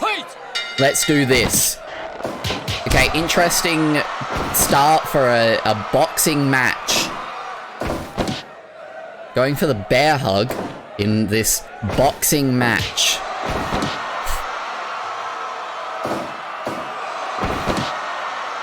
Okay, the camera angles are working. Good to see. I'm gonna beat Manny Pacquiao, brother, or maybe I won't. Maybe I'll do the job, brother. How are we... Oh, red star Baiju, by the way, on the turnbuckle pads. How are we liking the camera angle so far? Is a shift too common? Not common enough? Like the camera cuts? This is sick? Awesome. This is a real boxing match. They just keep fucking, like, clinching. Camera cuts are fine. Awesome. It's not Kevin Dunn bad, yeah. I believe it's 8 seconds per cut. Okay, first round over. I don't know who had the advantage there. Hogan doing worked punches on Pac. Alright, Hogan got knocked down there. See, I understand why Hogan might be struggling in this, but I feel like Pacquiao should have a boxer's moveset. Okay, they're against the ropes. We got Kanuku ref there.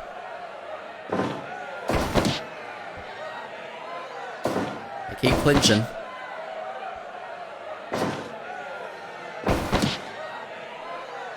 Okay. Oh my god, a flurry of strikes to the stomach and a count. Camera, uh-oh, camera guy, okay. He didn't like that for a second. Oh, okay.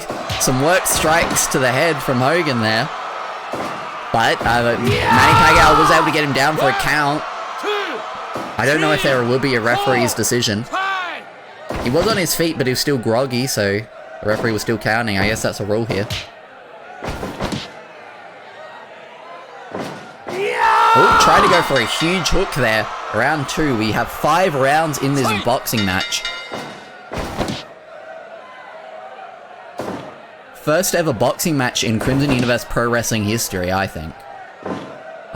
I know, it is. You can't do them in 2K. I don't know why I said I think.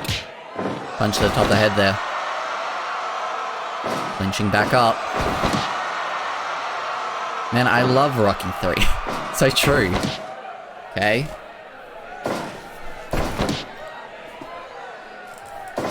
This is looking a lot like Pacquiao versus Mayweather with the amount they're clinching up.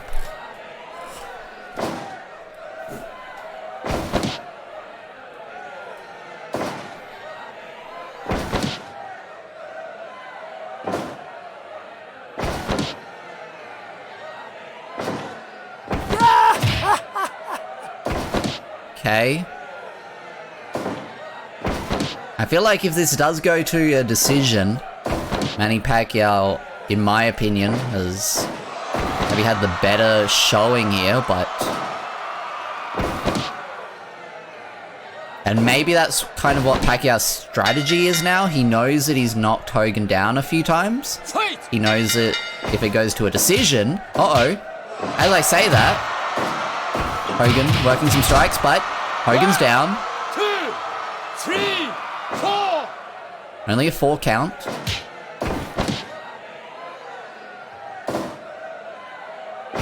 I believe Hogan's still yet to knock Pacquiao down himself. Tried to go for an uppercut there, did Manny Pacquiao.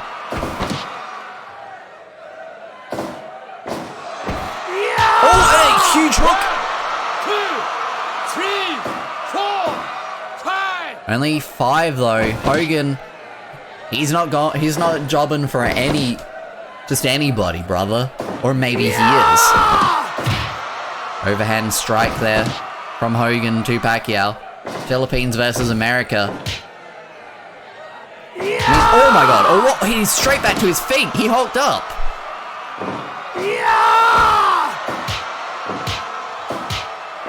Oh my god. And Pacquiao's down at the end of the 4th round. You can't keep the power of Hulkamania down, or maybe you can, brother. Okay. Hogan realizing that maybe he's down. He's not doing. Oh my god. Not again. Pacquiao is down one more time. 3, 4, 5. A little bit scary there for the Filipino world order. Country of the year 2022, the Philippines.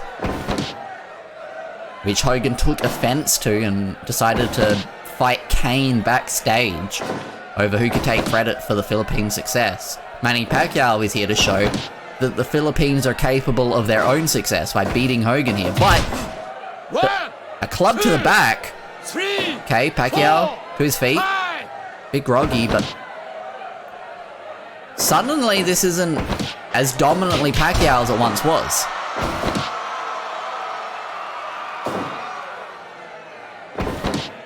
I think you can. I've got money on Pacquiao. I don't actually... We are in the final round here, so I don't actually know what will happen. If it does go to judge's decision or if it is considered a draw.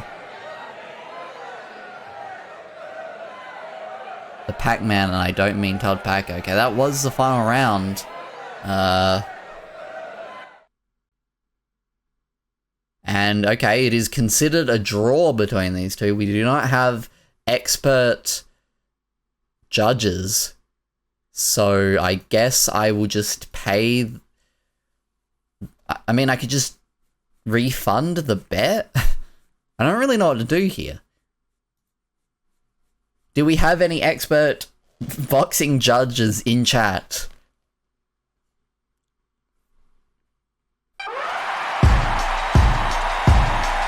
The Acclaimed, top of the chain, so I bet you know the name.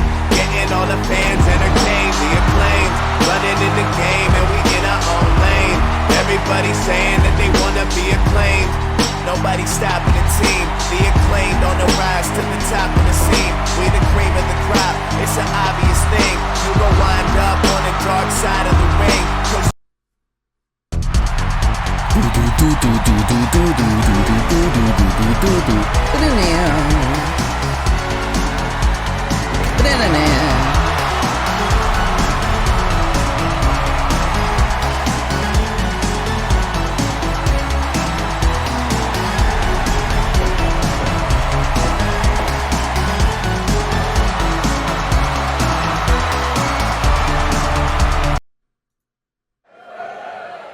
Oh, okay, it's tornado rules, apparently. I wasn't prepared for that. I mean, that's the Cup Dub house style, usually, the tornado tag match. I wasn't expecting this to go... If FTR did go to the Fed, I'd miss their music most. The dirt sheets are reporting that they're not now, but like I trust the fucking dirt sheets. Oh god. With it being tornado, the camera may not enjoy this. The title match might not be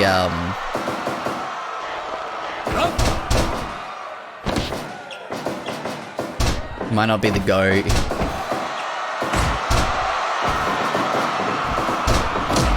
In this game. Oh, and they already hit the fucking their move, whatever they call it, the ball licker.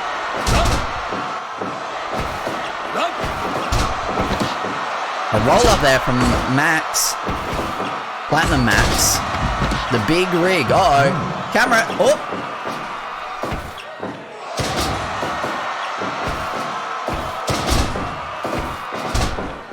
It's just so hard to catch all this action because the cameraman was not informed of this, that this would be a tornado rules match.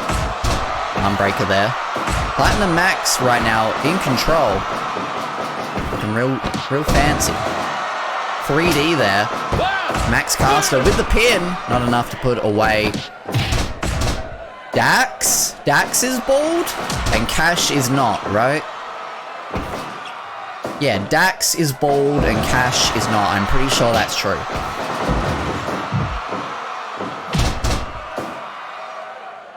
Dax? Okay, I am correct. I'll be honest. I think I'm just kind of retarded. And I, for some reason, really struggle to, like, remember who people are in tag teams, even if they don't look the same. Tweeted FTR is back, but for how long? Oh my god. Cash almost pinning Anthony Bollins there. I still don't know which Young Buck is which, I'll be honest. Almost a win there for FTR Ball. Dax Harwood.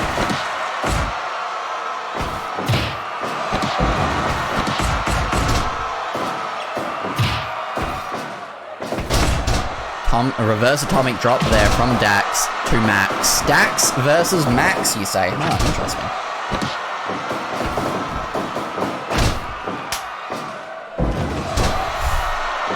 Cash is the one I bothered for a photo of the airport. Dax is not. What even? I don't. This is how you know that I am the biggest Fed. I don't know who's pinning there. This is how you know I'm the biggest Fed hater ever. I don't even remember what their Fed names were.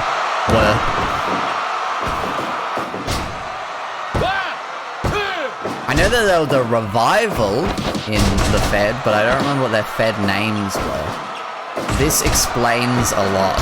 Is it me saying I'm kind of retarded? Is that what that clip is? Anthony, no. Dash, Wilder, and Scott Dawson. Okay.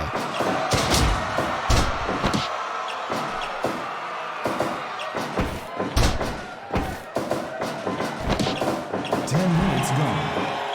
10 minutes have passed in this 60-minute contest. I am a little worried with tag team matches in this game can go on a little bit. So I am actually a little bit worried. Although I've never really done tornado tags in this. Oh, to the outside. We have a 20 count here, much like Cup Dub in 2K.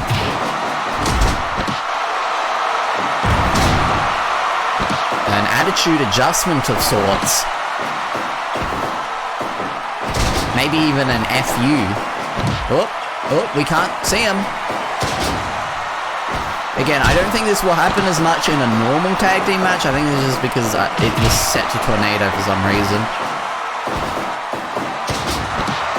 Oh my god! But he's got... Whatever Dax just did to Max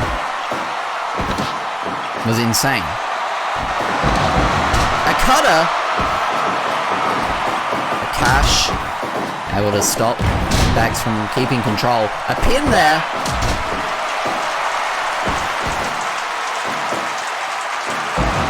Powerbomb neckbreaker there from the Acclaimed. Representing Based World.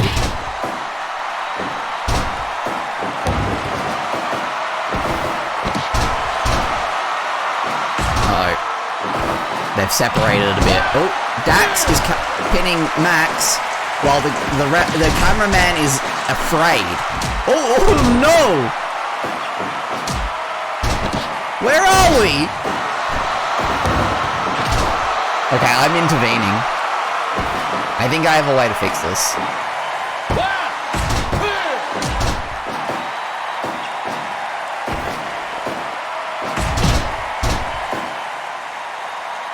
The game's gonna pause while I try to fix this.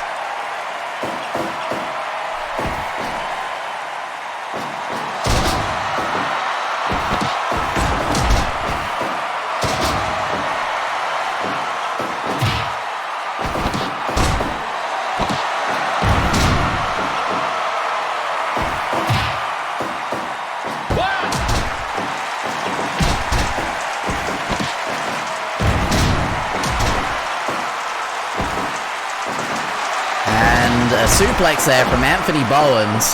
I'm just kind of eyeing out how this new camera setup is going to work. Neckbreaker there from Cash to Max. Anthony Bowens with a pin. Still not a perfect setup, but a little bit better than before. Less questionable.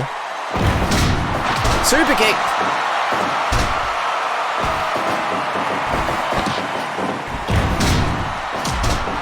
Able to break that one up.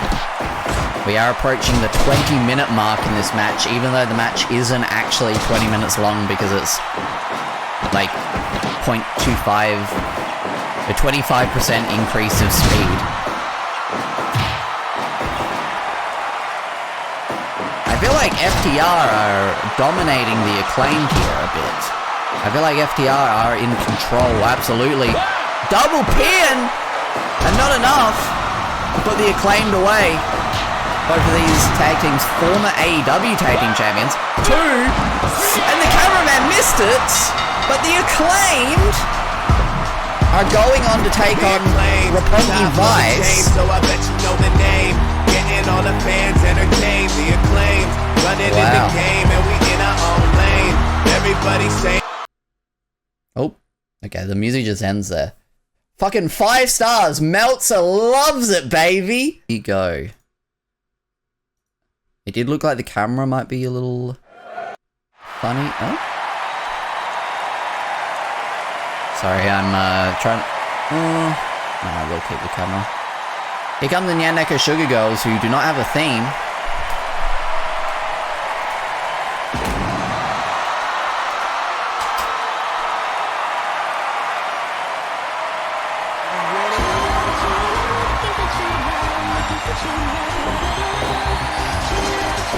This is the match that I forgot to give the competitors in this match themes.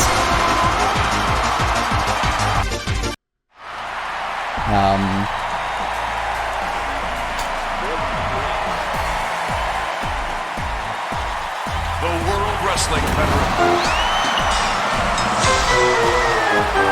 The Clown Car are here. Machine Gun Kelly was lost along the way somewhere.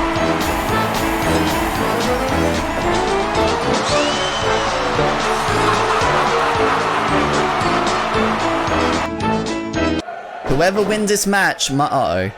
Fight! Alright, just... The camera should come back in a second. Yes, there it is.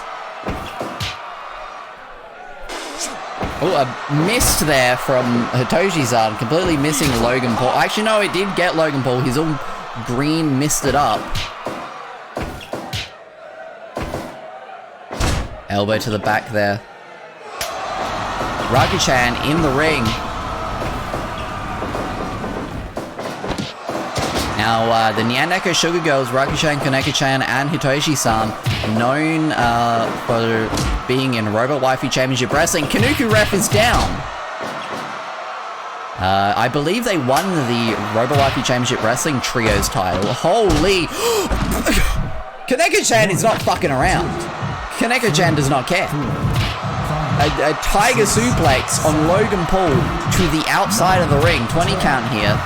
We do not want to see this end in a double count out though. 14, 15, 16, 17.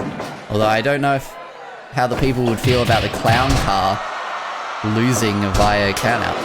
Tag to Ryback. Ryback chips with Hitoshi-san.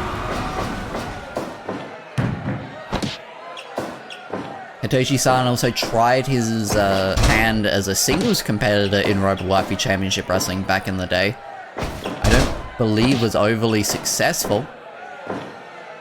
Oh my god, he's got a scythe! The ref, I don't think the referee saw that. A poke to the eyes. Hitoshi-san does not care. Ryback with a bear hug to Hitoshi-san. Dragging Hitoshi-san a bit more centralized into the ring.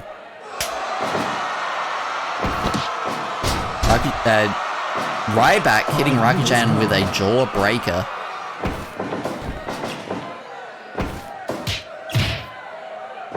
Back and forth they go. Who's going to win this strike exchange? It's going to be the bigger, stronger, more roided out Ryback. He's been on the chips, lads. In comes Doink. Will we also see the fake Doink with the fake leg? In comes Kaneko-chan. Doink taking Kaneko-chan down with a lariat. And an interesting pin there.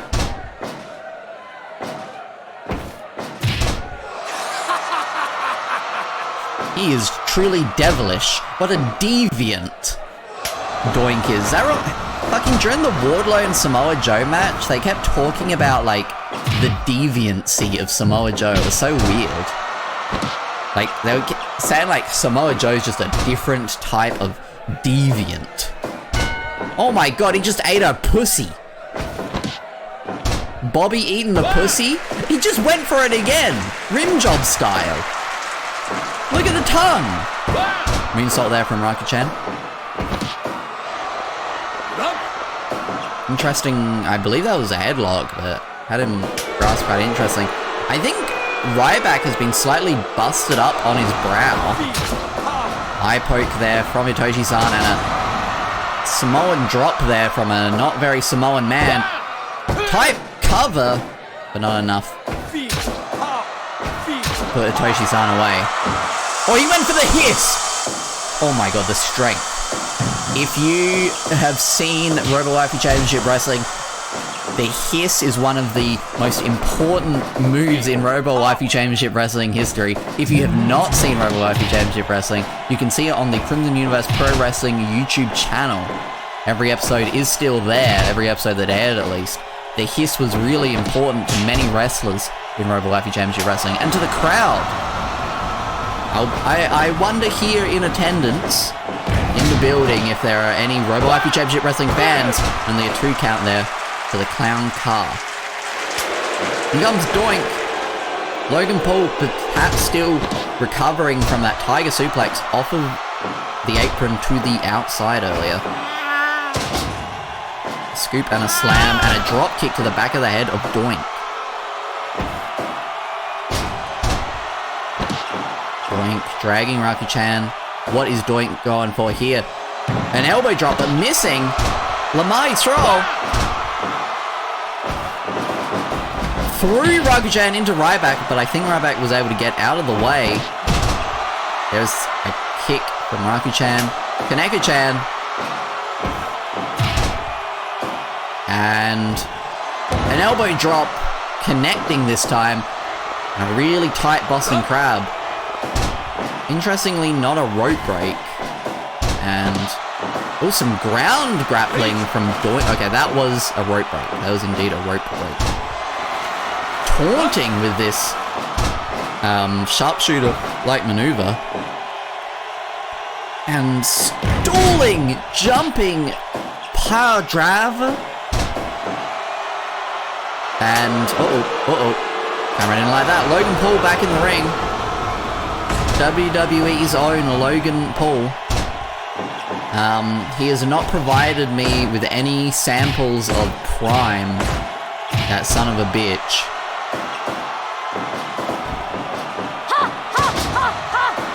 Logan Paul back up to his feet after that bulldog. And a DDT from Raku-chan there. Huge moonsault. Raku-chan looking to take the trios title, but not quite enough. I think Logan Paul's also been busted open.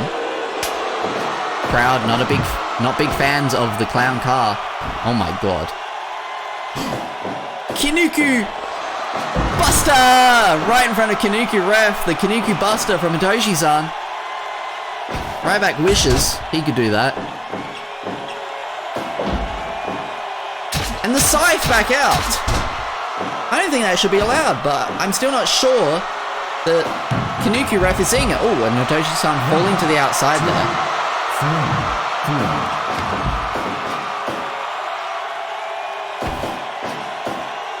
Up and powerbomb there from Ryback. Will Ryback hit the shell shot? That was his move, right? The shell shot. Doji-san being brought back up. Strike exchange over the Crimbo Coin logo. He's dancing. He's feeling a little funky. And a headbutt after the dance, but a huge lariat there from the Ryback. Raki-chan and Doink in the ring. We're approaching the 20-minute mark of this Trios title contest to determine the first ever Trios champion. Oh, a label lock, I think. But I don't know, he had his foot around the throat of Raki-chan. Oh my god, the pop-up cutter, the strength of Raki-chan. And an amazing pin, 2.9. 20 minutes have passed here. Something devilish is coming up. Is he going for the whoopee cushion? 1, 2. I cannot believe it. We're in a fever pitch here. Canadian Destroyer there from Raki-chan. And she's just sitting on his face. Oh my god. The Nyan Neko Sugar Girls. The first ever Trios champion here. Trios champions here at Crimson Universe Pro Wrestling. Huge win there. Let me hit the new champions crown, the Nyan Neko Sugar Girls, sure. Determine who will take on Arnold Schwartzenegger for the end of the championship.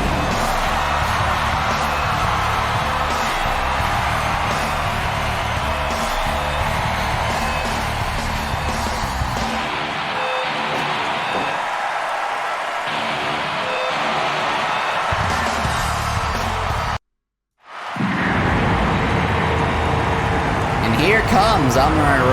We saw him at Rising Spirit unsuccessful to win the Rising Spirit Championship against Noriko Takaya. Huge chip on this guy's shoulder coming from Robo Wifey Championship Wrestling. I'll talk about that over the course of this match. He's been kicking up a fuss.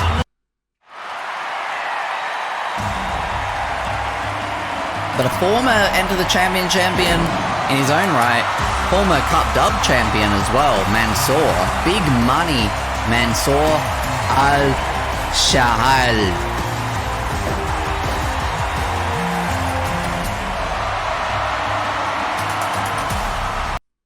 And another former Enter the Champion.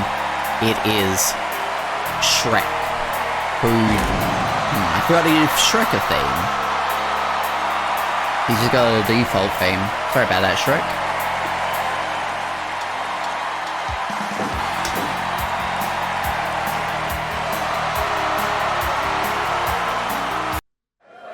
Here we go. I believe by default in Fire Pro, Fatal 4-Ways are elimination. And not first fall to a finish.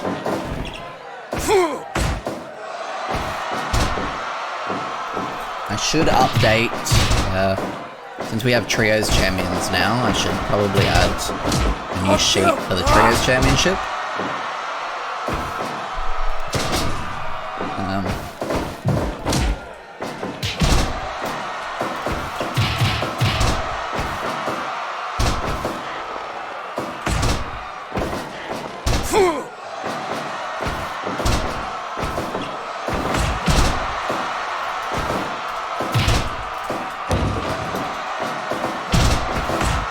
I don't know who is in control right now. Shrek, Mansoor, and Chris Benoit all former Enter the Champions, while Amuro Ray still new here to Crimson Universe Pro Wrestling, but a former men's champion in Robo Wifey Championship Wrestling. Alright, I've added information on the Trios title.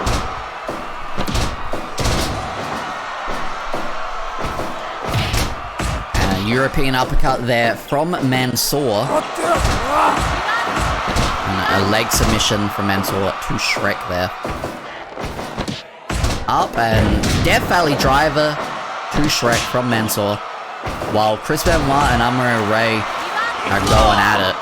Amuro, I mentioned this, if you watch Rising Spirit, you see the mean streak that Amuro has in him.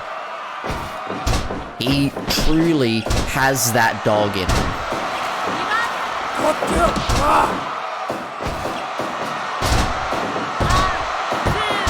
Great suplex there from Chris Benoit, but not enough to be able to pin Mansoor. Chris Benoit spilling to the outside. Okay, we still got a count out though.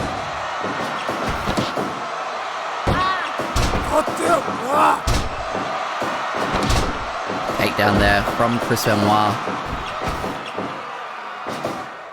A double team maneuver between Mansoor and Amuro.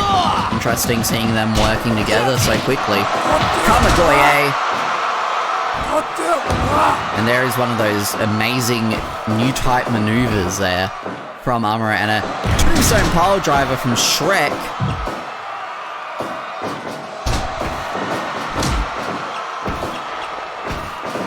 Chris Benoit elbowing Mansoor in the back, sending him to the canvas.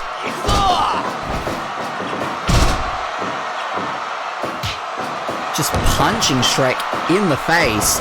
Maybe Amuro Ray would have fared a little better during that boxing match earlier. Also, I forget the free cam doesn't work for multi-man matches like this. Probably for the best because it would be all over the place. If you're wondering why the camera angles aren't working. Around the space colonies he goes!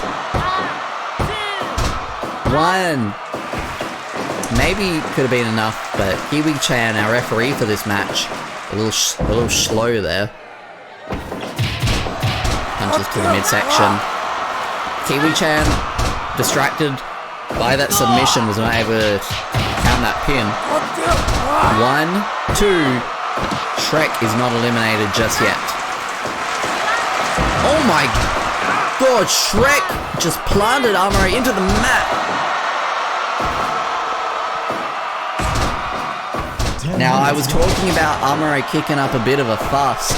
Amuro feels like he was kind of forgotten, left behind when Robot Waifu Championship Wrestling ended. He wants to show what he's got here from the US Pro Wrestling. Remind everyone how good he was in Robot Waifu Championship Wrestling. But I mean, if he doesn't win this, he can't really make that claim, but new type splash! Chris Benoit, the most dominant end of the champion of all time, has been eliminated. And Amuro isn't even done. Amuro's like a shark. He sees blood and he goes for it. He sent Shrek running there while he hit another new type splash on Mansoor. Tried it again, but failing on a standing opponent into the blue turnbuckle.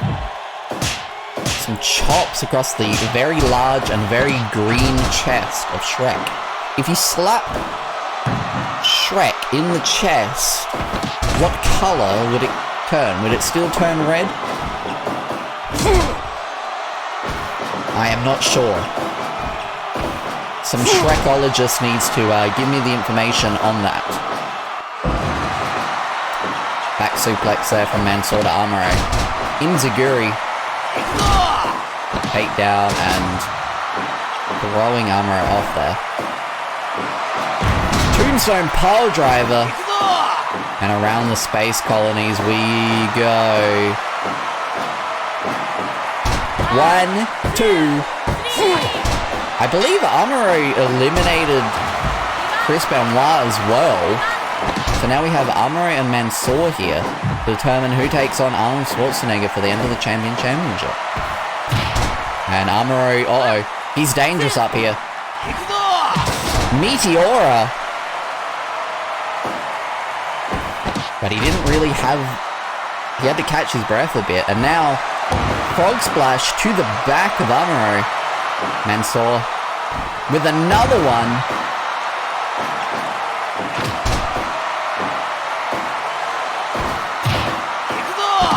Kick to the top of the head there. Almost like a Shining Wizard maneuver. Shout out to KG Muto. Oh, no. Malfunction in the junction. Kiwi-chan's been taken out. Mansoor has the submission.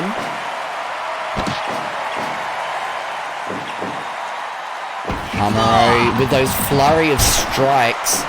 Again, I said maybe he would fare quite well in a boxing match. Be interesting to see. Into the ropes. Try to go for, I think, a V-trigger there. Mansoor was able to reverse that. Got the arm hooked. But Amuro knows how to grapple as well. Amuro had his successes in the octagon, the dodecagon rather, in Robo Life Championship Wrestling as well. I believe exiled Kenshiro from the company in a shoot fight in the dodecagon.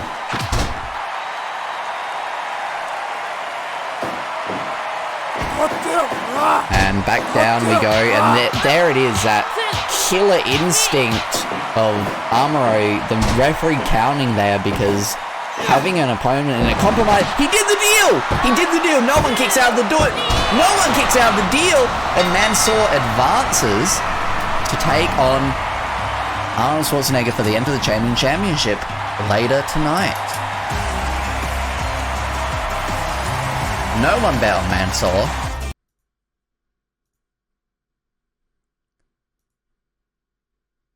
100% match evaluation. And we will go into the next contest. Let me just mark Mansoor as winning that, which will be to determine the first ever Shining Spirit Fighting Champion.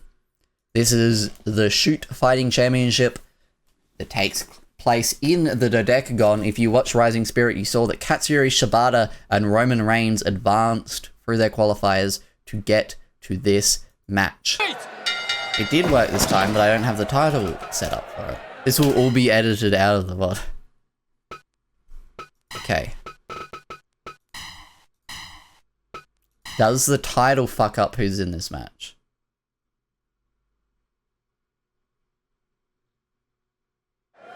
No. Okay, here we go. Shining Spirit.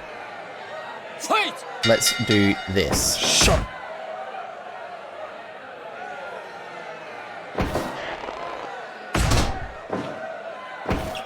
Here we go, Roman Reigns, Katsuyori Shibata in the Dodecagon. A scoop and a slam there from Roman Reigns.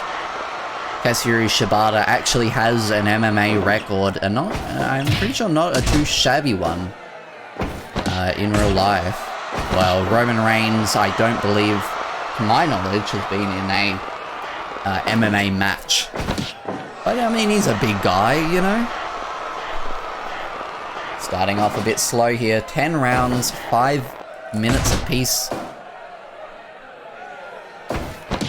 Hopefully we don't end up with a draw, much like the boxing match we saw earlier. Yeah. Actually, I should be able to set this to have judge's decision. Match.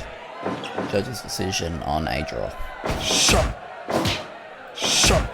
Back and forth we go already in round one here. But Roman getting the better of that exchange, but just barely. Chinlock applied from Roman Reigns. Shibata threw those forearms and offered himself to Roman, but to throw one of his own, but he didn't really have the chance to. Oh, and Shibata caught him in that submission, but maybe in an awkward position, a little too close to the cage, just kicking Roman in the back. Another snapmare, and another kick to the back. Straight punch to the face, and that is round one complete. Fight! Round two, here we go. This is still in the same arena, it's just in a different part of the building. Grinding on him with that headlock.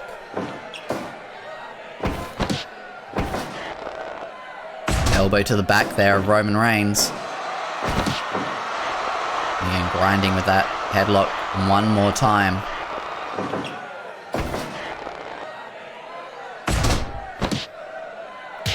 Ooh, okay. Just a series of punches there from a Roman Reigns straight to the head of Katsuyori Shibata, and Shibata with a wrist lock there. Wrenching on the arm and the wrist. European uppercut. Shibata spent a lot of time in England honing his craft. He's not just proficient in Japanese wrestling, but British style wrestling as well. Makes him incredibly dangerous in any situation. But the tribal chief really still, you know, managing to put it to Shibata. Back and forth we go. Another kick to the back. And again. European uppercut.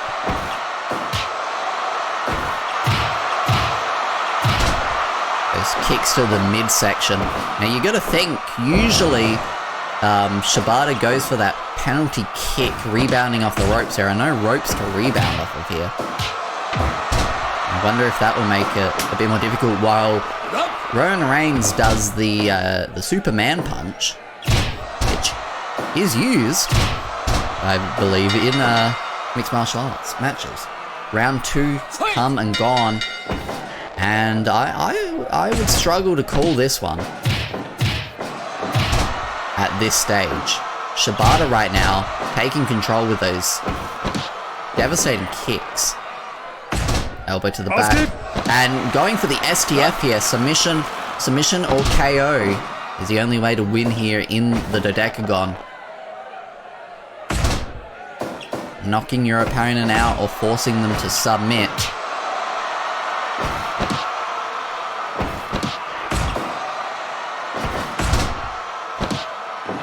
And there's those kicks once again, but Roman Reigns was able to shoot straight up to his feet. Almost unfazed completely. Punch to the head there. There we go, one more time. These two competitors incredibly strong.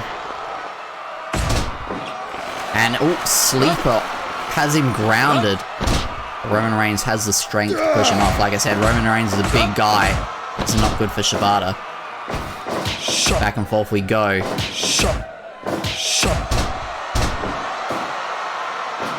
And the STF, and he's got it grinding his face against the cage as well. But Roman Reigns still able to power him off. Scooping a slam, you don't see that often in an MMA contest. You don't see this often either. Roman Reigns really pulling out the big moves. A huge lariat. And what is he doing here? Another powerbomb. And Shibata. Roman Reigns is your first ever Shining Spirit fighting champion.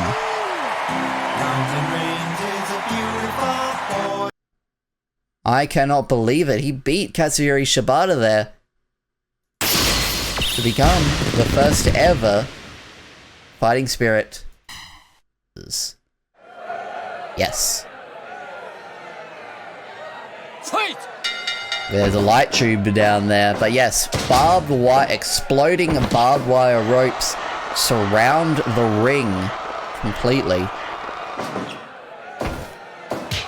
This is truly a match for the most fucked of fuckers. I need to get to the camera. Uh-oh.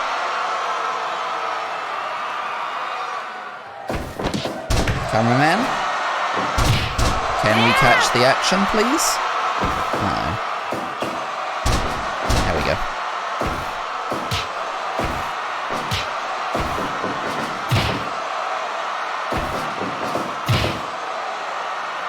Now, if anyone is thrown into those barbed wire ropes, they will explode just like that. At the 10-minute mark of this match, there will be a huge explosion. We want to finish the match preferably before then. Great moonsault there from Suzu Suzuki. Suzu Suzuki was able to defeat hardcore legend New Jack to get into this position. Quite a surprise, quite an upset, I think. But Suzu Suzuki has been showing her affinity for kind of deathmatch stylings. But when it comes to exploding barbed wire, there is no one who knows that better than Atsushi Onita.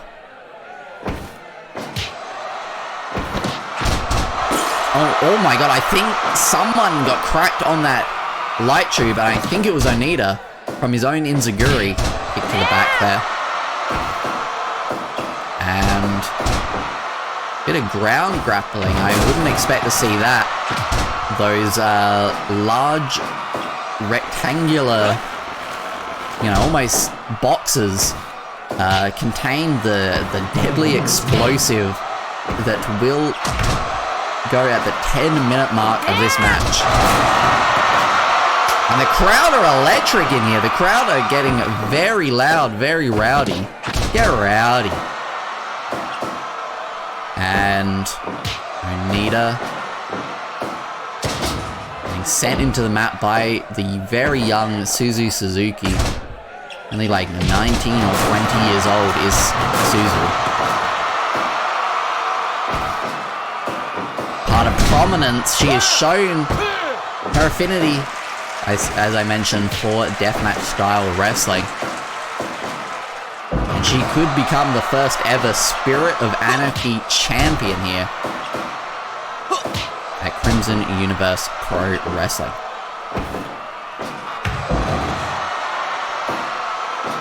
And we're not even 10 minutes in, but both of these competitors already look quite spent due to the damage that they're putting. They keep landing on these weapons, on these forks, on these sledgehammers, on the light tube that was once there, that is now a million billion tiny little pieces. Oh my god, the way that Suzu was spiked there, and I think Onita might be slightly busted open, just a little bit on his brow. Not enough for concern, but that back suplex was very concerning. Trying to send Onita to the barbed wire ropes, but again, he knows better. He's the reason this match type exists. He made this famous. Now, I believe there's only 30 seconds until the explosive goes off. That's the sound. Guys! Oh no! The explosion!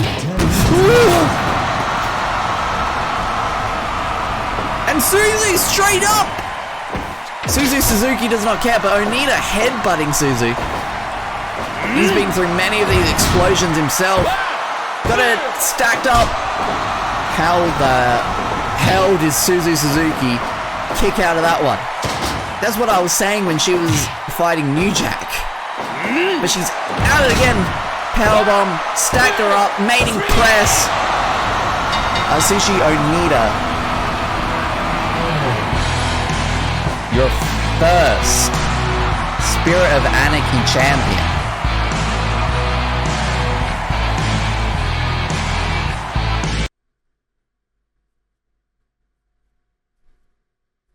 Incredible match there between those two. To really set the pace, to set the standard for the Spirit of Anarchy Deathmatch Championship. Atsushi Onita.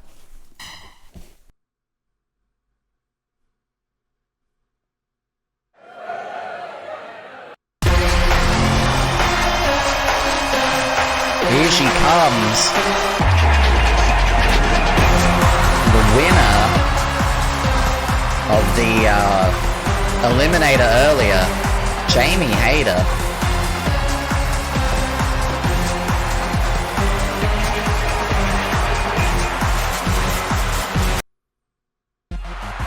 And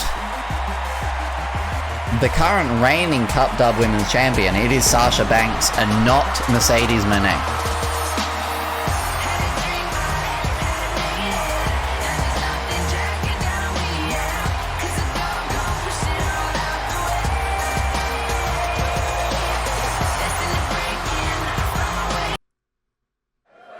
Here we go, 60-minute time limit.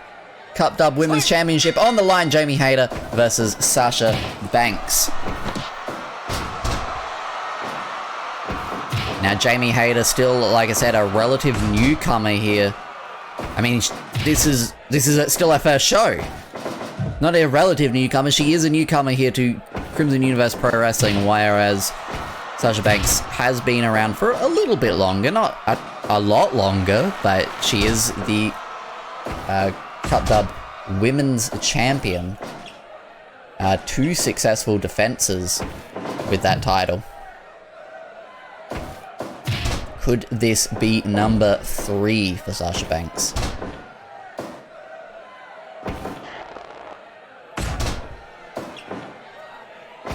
Jamie Hayter, the current AEW Women's Champion, at least as of time, at the time of this recording. High-angled Boston Crab there from Jamie Hayter to Sasha Banks.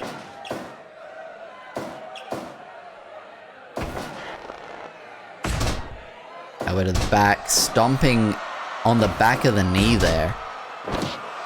Pin, not quite really anything there. Back and forth we go here. Elbow catching. They both threw elbows to try catch each other in the face.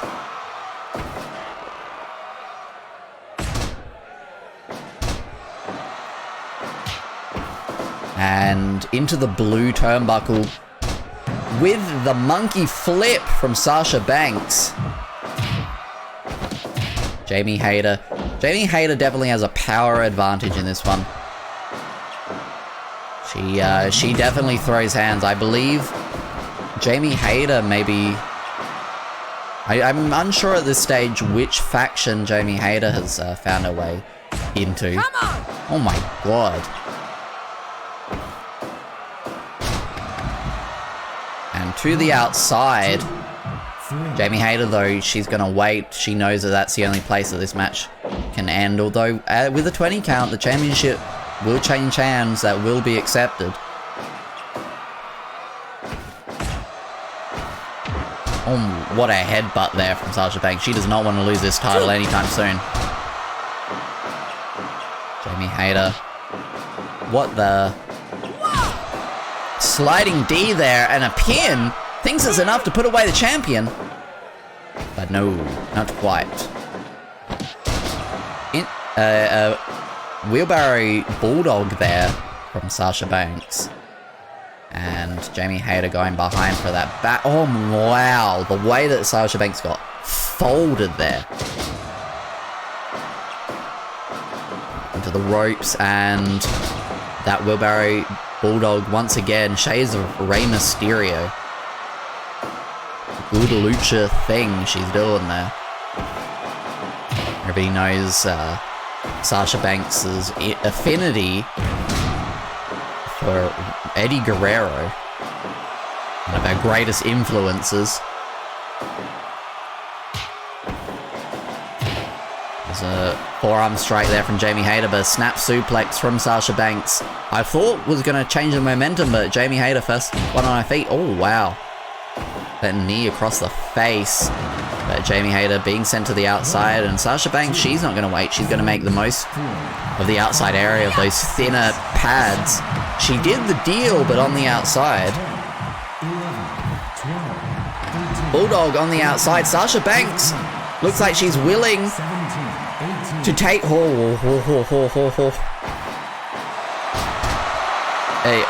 Uranagi into a backbreaker, and brain buster landing on her head. A very confident pin. And Jamie Hayter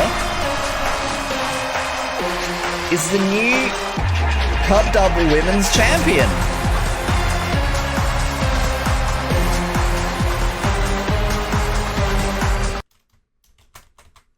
That is insane to me.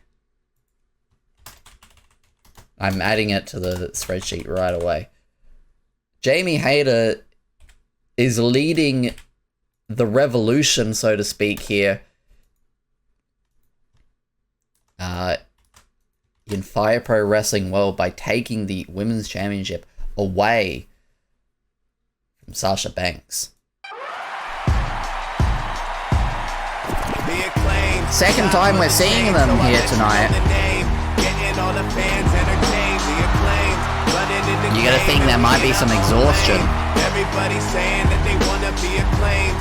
Nobody's stopping the team. The Acclaimed on the rise to the top of the scene. We the cream of the crop. It's an obvious thing. You gon' wind up on the dark side of the ring. We live in a world where even kings have vices. You see, we're the true kings. The kings of the night, kings of the lights. RPGvice?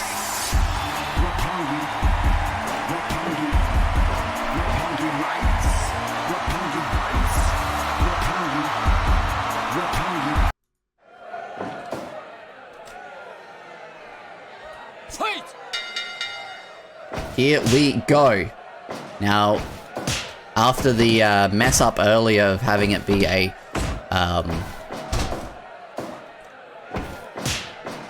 tag team match, we have a normal tag team match for you. RPGvice, who won the tag team titles from the Dangerous Tekkers earlier this evening, and Max, he fought against that, especially against a junior heavyweight quite like Rocky Romero, quite with the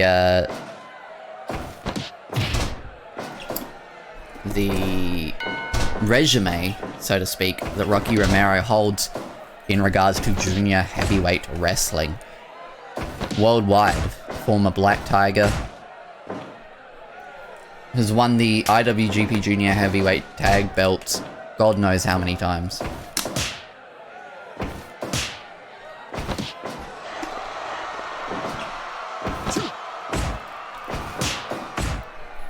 Back and forth already. And Trent getting the better of that exchange. Jumping off of the blue turnbuckle where Max Caster is waiting. A bit disrespectful, perhaps. Forearm strike to the face there of Trent. Back body drop. And here we go. The snapmare takedown.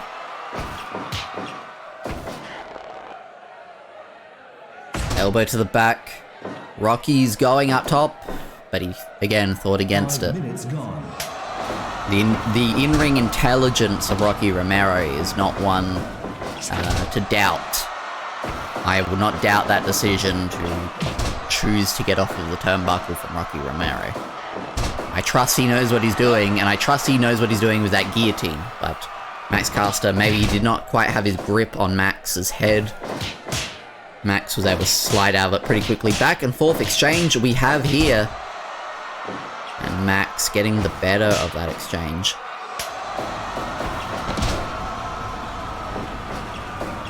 Dragging Max a bit more centered. Max taking control though, with that lariat there. Elbow to the back of the head of Trent.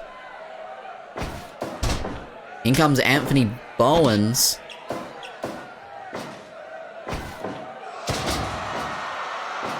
And Anthony with a single leg Boston Crab. Simple but effective. Coming in with a forearm strike and a moonsault there from Trent. Only able to get a 1 count on Anthony Bowens. A roll up. Only a 1 count once again. Anthony Bowens has a lot left in the tank. And, you know, might feel a bit disrespected by Trent, thinking that he can end him so quickly. Able to float over. Did Rocky Romero there. Back suplex from Rocky. Into the blue turnbuckle, but Max was able to roll that one up a bit. Elbow to the back. Forearm strike. Sent into the red turnbuckle and a knee lift. And back body drop into the red turnbuckle. Yeah, it's padded, but it still doesn't feel nice. 10 minutes gone. Trust me. Oh, and again. You do not want your neck impacting on just about anything. Lamai Stroll. Referee not calling that in the ropes. It looked like it was in the ropes from my angle, but again, the referee knows best. I'm not in that ring. Huge boot there from Max Caster. And there is that cross arm breaker. We saw him use that. I believe he might have used that to tap out Taichi earlier to take the tag titles over in 2K22. Dragging Trent and putting the elbow across the face and chest of Trent. Kick to the face, but Trent, that fired him up.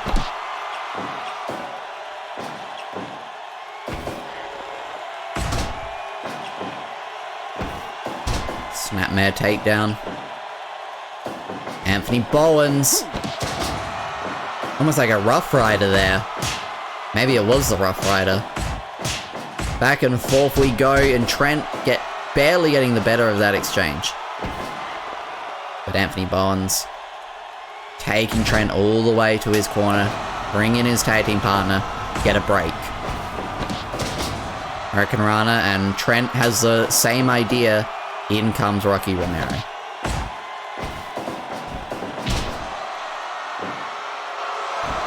And a huge elbow drop there from Max. Could that be enough? New tag team champions. Not quite. That could have been their second win of the night. The crafty king of sneaky style cannot be kept down that easy. I'm talking about Rocky Romero, of course, if you are unfamiliar with Rocky Romero. Oh, up he goes. What is Max thinking? Nothing up there. And a tombstone pile driver. In comes Trent.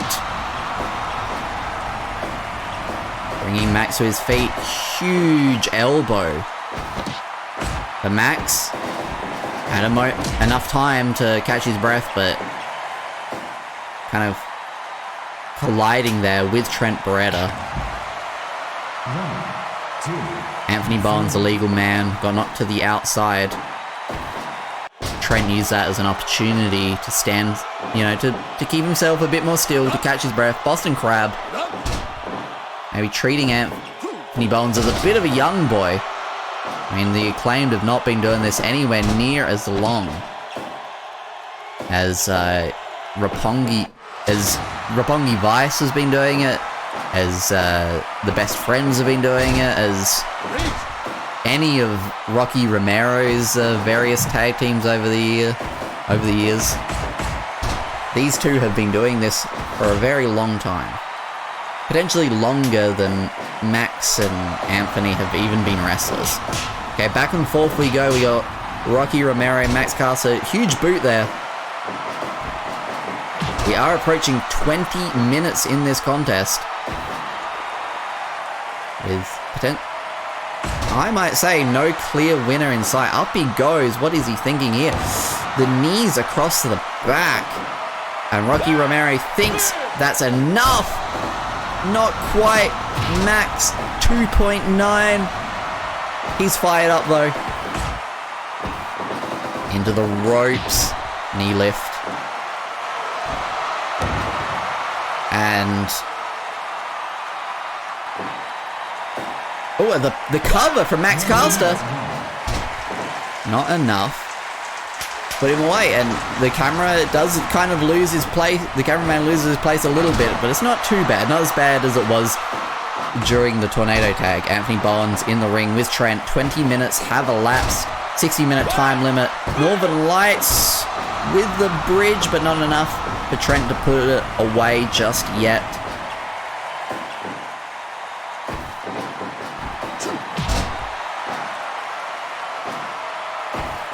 Into the red turnbuckle. What is Anthony Bowens thinking of doing there? Just some forearms across the face of Trent right in front of his tag team partner. Trent, what's he calling for? Nothing. Uranagi. Or maybe even more of a kind of T-bone suplex. That was a rope break. There indeed are rope breaks. Anthony Bowens. Whoop. Bringing Max back into the ring. And the knees across the back of Max Caster. Is that enough for Roppongi Vice to retain? No. And the guillotine, that might be in the ropes though. That could have been it for Rocky Romero, but unfortunately caught in the ropes. What are we doing here? Gutbuster. Rocky Romero is in control. Back body drop. And ankle lock. And Max Caster taps.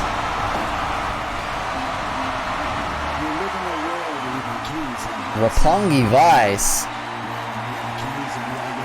successfully retaining the Tag Team Championship. Roppongi Vice. Roppongi. What a contest between these tag teams. If it loads properly.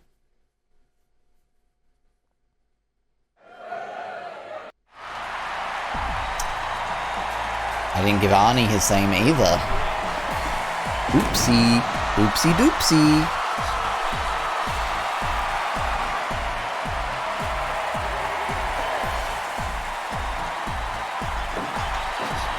Might be.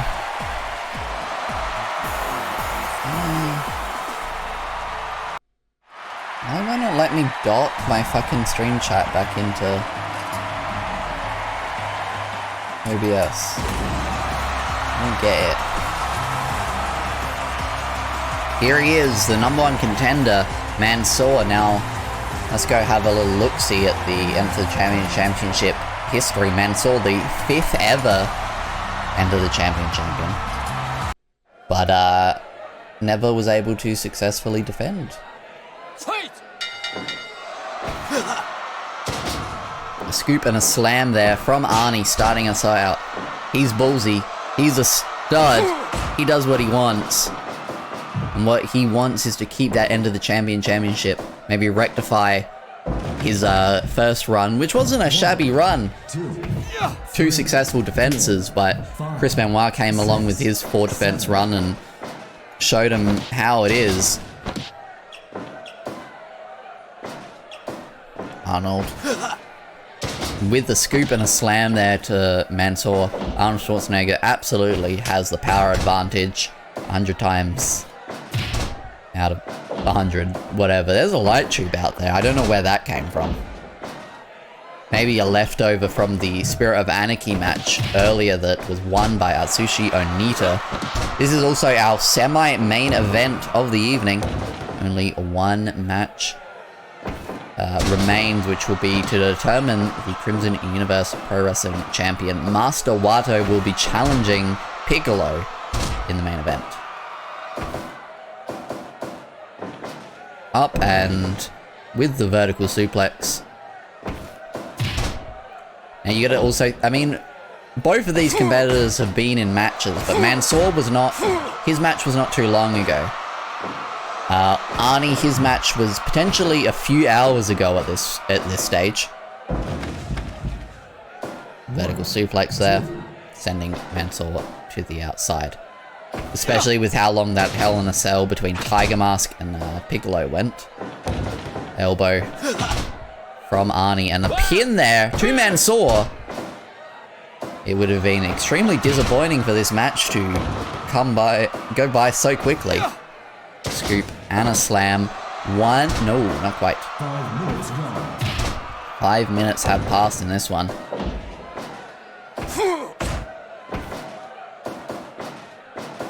And once again, Mansoor spilling to the outside, and Arnie's going to use that to catch his breath. Wait it out. He doesn't need to go out there. He's got nothing to prove out there. You end the match in the ring. So just throwing Mansoor down and, oh my god, just running in, kicking him, taunting him. He really is a stud. He really is ballsy. He really does whatever he wants. Throwing Arnie to the outside there. The arm drag there from Mansoor. Snapmare takeover. Bit of a sleeper hold, perhaps, applied from Mansoor. Sending Arnie over. Again, trying to put in that sleeper. Oh, what is he doing up there? Nothing. And Arnie with the elbow drop. A punch. Into the ropes and narrowly missing each other there.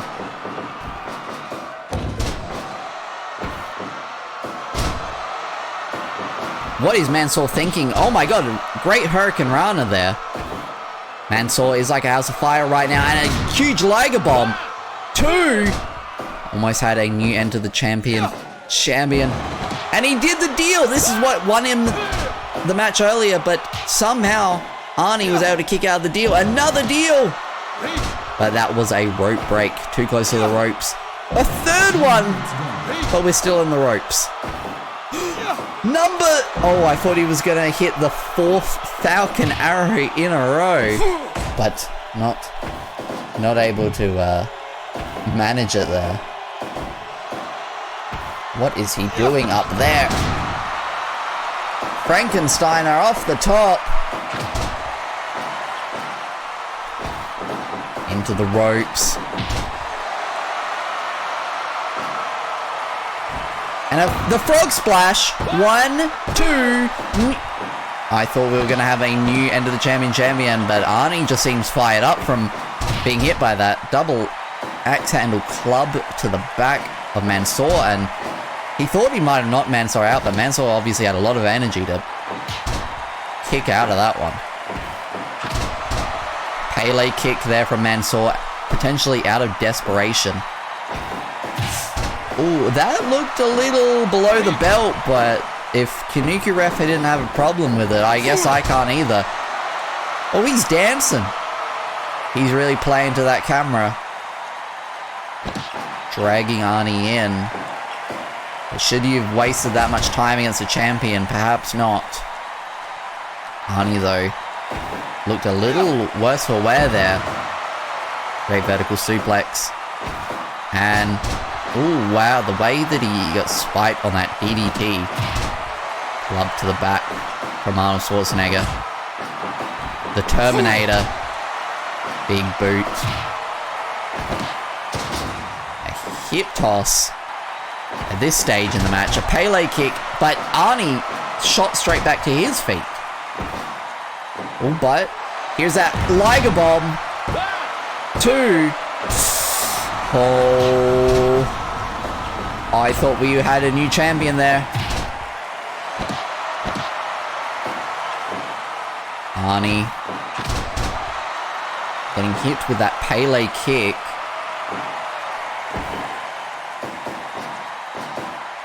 Sending Mansoor back to the outside.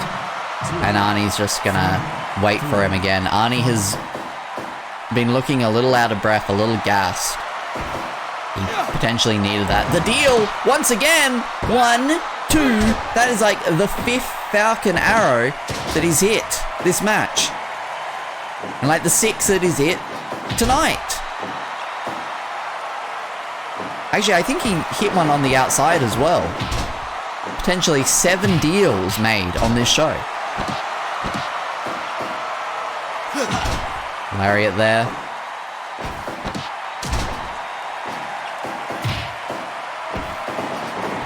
And the boot there. What is Mansoor thinking? The frog splash once again. Nowhere near the ropes!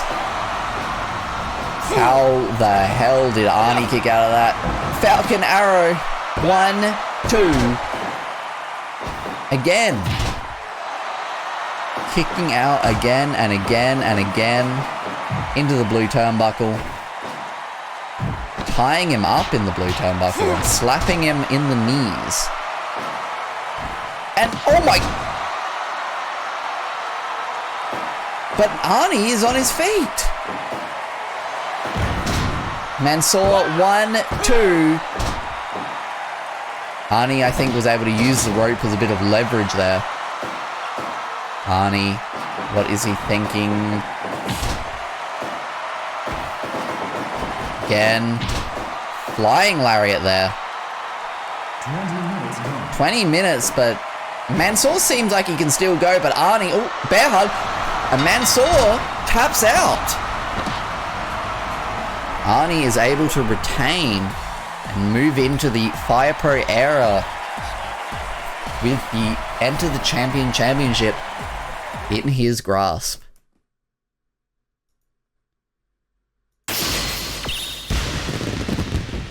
Great match between these two. 20 minutes and 12 seconds. This is our main event of the evening. It's been a long evening. But make way for the Grand Master, winning the Elimination Chamber earlier.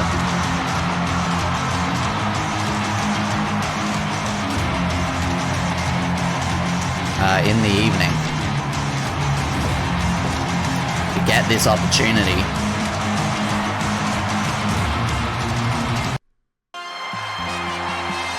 Against, at this stage, the undisputed ace of Crimson Universe Pro Wrestling. It's Piccolo, representing Japan, I guess, with that name. 4-time Cup Dub champion. 7 successful defenses total. Could it be number 8 here tonight?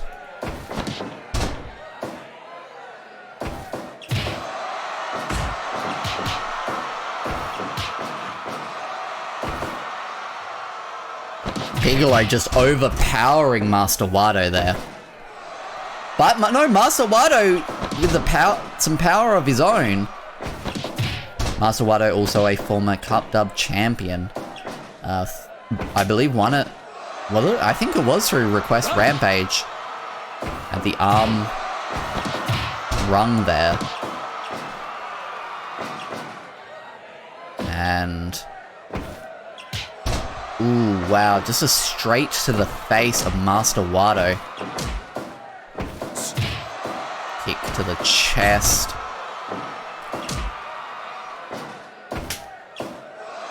Again, got the arm rung.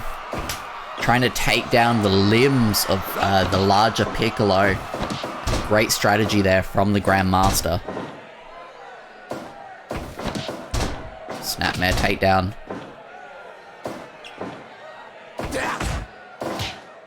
Back and forth we go. Here we go. Already 3 minutes in. And Master Wado able to get the better of that striking exchange there with Piccolo. And, oh yeah, he's got that leg hooked. Like I said, Master Wado trying to take down all the limbs of the larger Piccolo. And a snapping suplex there. Master Wado is in control right now.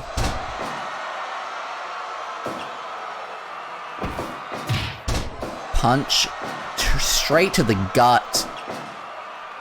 Means for Piccolo retaking control, but not quite. 5 minutes gone. 5 minutes have elapsed in our main event of the evening. Piccolo went through an insane Hell in a Cell match with Tiger Mask earlier.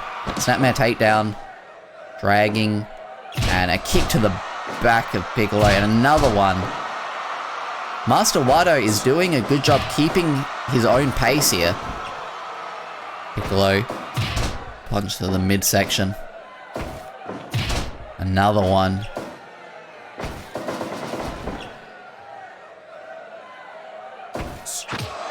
Oh wow, that kick to the head. That could have knocked Piccolo clean out. But no, Piccolo is still on his feet. Got him all tied up there. Maybe use the ropes for leverage to break out of that one.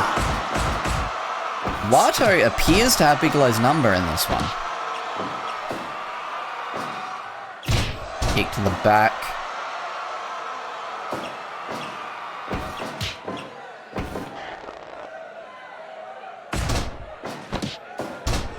And it's stretching Piccolo out. This is not quite... I'm a little flabbergasted because this is not quite how I thought this match would play out. There's that punch to the midsection once again. That's what Piccolo needs, but Master Wato with an alley-oop. That could be enough. 1, 2. Not enough to put away the reigning Cup Dub champion. Piccolo once again. Oh, taking him down, but Wato able to get strikes in on it, but the referee ruling Piccolo defenseless there, making that an illegal maneuver that he needed to count. Strike exchange. Wato won the last one, and Wato's gonna... No! Super kick from Piccolo! But it took a lot out of Piccolo. He shot straight to his feet for that super kick. Oh, taking him down, but again, Wato able to catch him, start punching him in the top of the head. There's really not much Piccolo can do to defend himself in that position. There we go. But again, he keeps going, trying to take Wato down, but getting caught.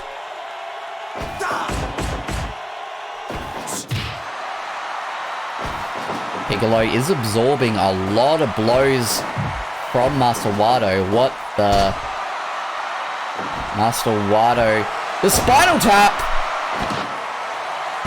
Make way to the grandma! I thought we had it. Oh, flurry of strikes there from Piccolo. Maybe exactly what he needed. No, kick in the top of the head. Desperation for Wato to make some space, and a high angle reverse DDT there. Blocking a strike from Piccolo himself. I believe that's in the ropes. Yep. Great call from Kinuku Ref, and there's that flurry of strikes. I think Piccolo needs to keep Master Wato grounded. I don't know if you bring him back to his feet. I don't know if that's a strategy, my brother. And oh, catching him into that knee bar. Rope break. Piccolo was able to get to that rope. Oh, straight. I believe that was left hand.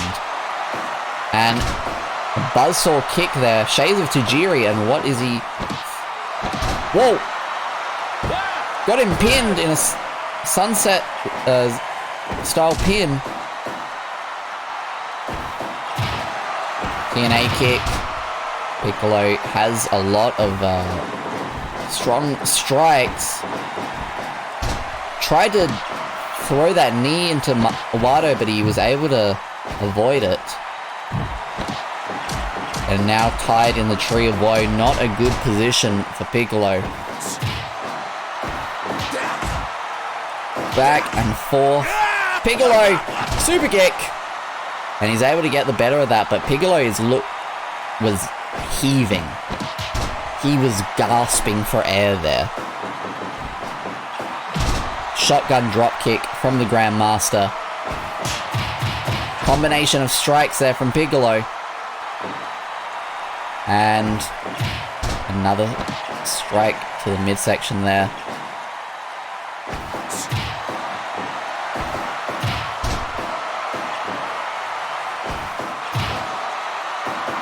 Into the ropes. Shotgun drop kick to the back of Piccolo.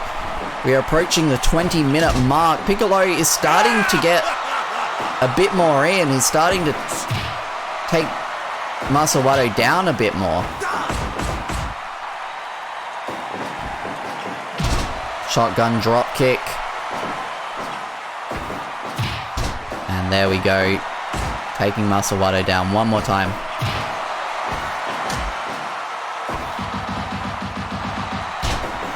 Just absolutely brutal with those strikes. Buzzsaw kick. Piccolo able to reverse that. And once again, trying to just knock Master Wado out. Piccolo not really going for many grapples here. Going for a very strike-based offense. Oh! That was high. That German suplex went high. I apologize for the strange noise that came out of my mouth from watching that. But the height that he got Piccolo with that low sweep there into the red turnbuckle. I think he's going for that spinal tap once again. He hits it, and that's the pin. New Piccolo once again able to get out of it. Tombstone. 1, 2. I don't know how Piccolo is able to still be in this. But then again, he is Cup Dub champion for a reason. He is the most dominant Cup Dub champion for a good reason. Super kick. Take down there. And I don't know what he calls that, but how does Piccolo do it? How does he get out of this? I feel like Master Wado has given everything he's got, but Piccolo keeps getting back to his feet, much like the match we saw against Tiger Mask earlier. Once again, surely. But Piccolo was thrown off of that cell multiple times, but he was still able to come back.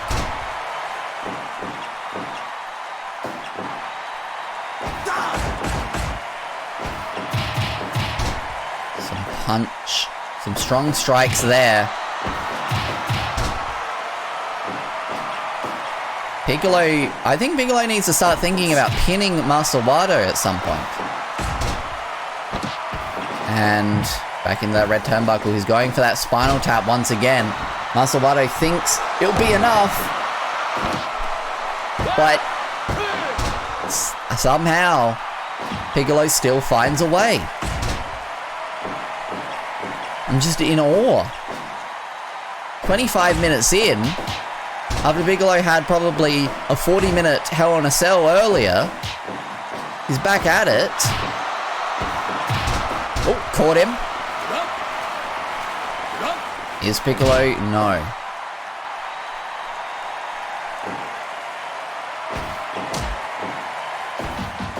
Okay, there we go. He takes Master Wado down. But every time he does, Master Wado is able to pull back ahead. Elbow.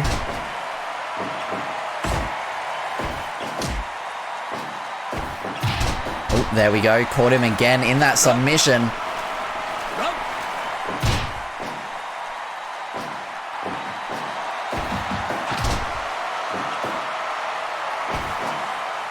And there it is, the Tombstone Pile Driver. But what Master Wado knows at this stage that that mustn't be enough.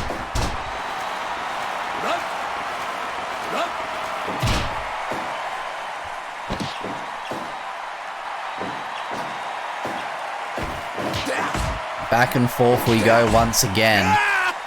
Super kick, but Master Wado with a high kick of his own into the red turnbuckle. There is that punch to the gut, but yeah, Piccolo, like I said, I mean, he fell off of Hell in a Cell multiple times. What even was that? Piccolo with a flurry of strikes there. I don't know, I feel like Piccolo might have been knocked a little loopy, forgetting how to kind of grapple. He's just been throwing his hands. 30 minutes have passed. This is a 60-minute time limit match. However, into the ropes, catching himself.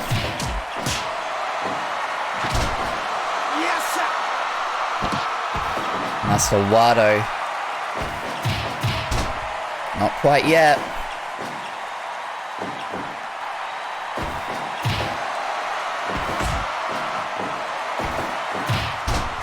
There's that punch to the gut. One more time.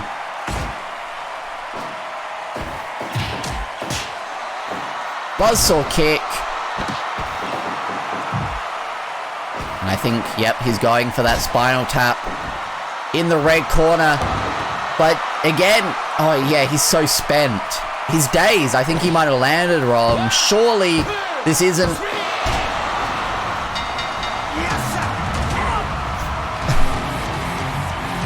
I don't know how many spinal taps it took, but Master Wado is the new Cupped Up champion. Heading into the Fire Pro era, Piccolo might not be as dominant as we once thought. Master Wado, that is his second reign with the Cupped Up championship.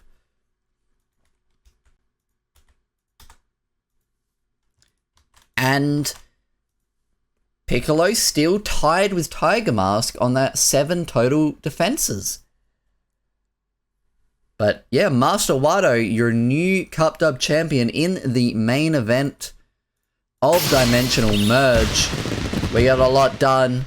We got rid of WWE2K for good, and we will be moving forward with Fire Pro Wrestling World in the future with Master Wado at the helm with the Cupped Up Championship, Arnold Schwarzenegger with the Enter the Champion Championship, RPGvice with the Tag Team Championship, Jamie Hayter, Women's Champion, Atsushi Onita, Deathmatch Champion, Roman Reigns, Shoot Fighting Champion, Nyan, Neko, Sugar Girls, the Trios Champions. Anyway, that is the end of Dimensional Merge. I'm Crimbo Ash, Crimson Ash, whatever you call him, whatever you want. Call him whatever you want. All right. I will be ending the stream now.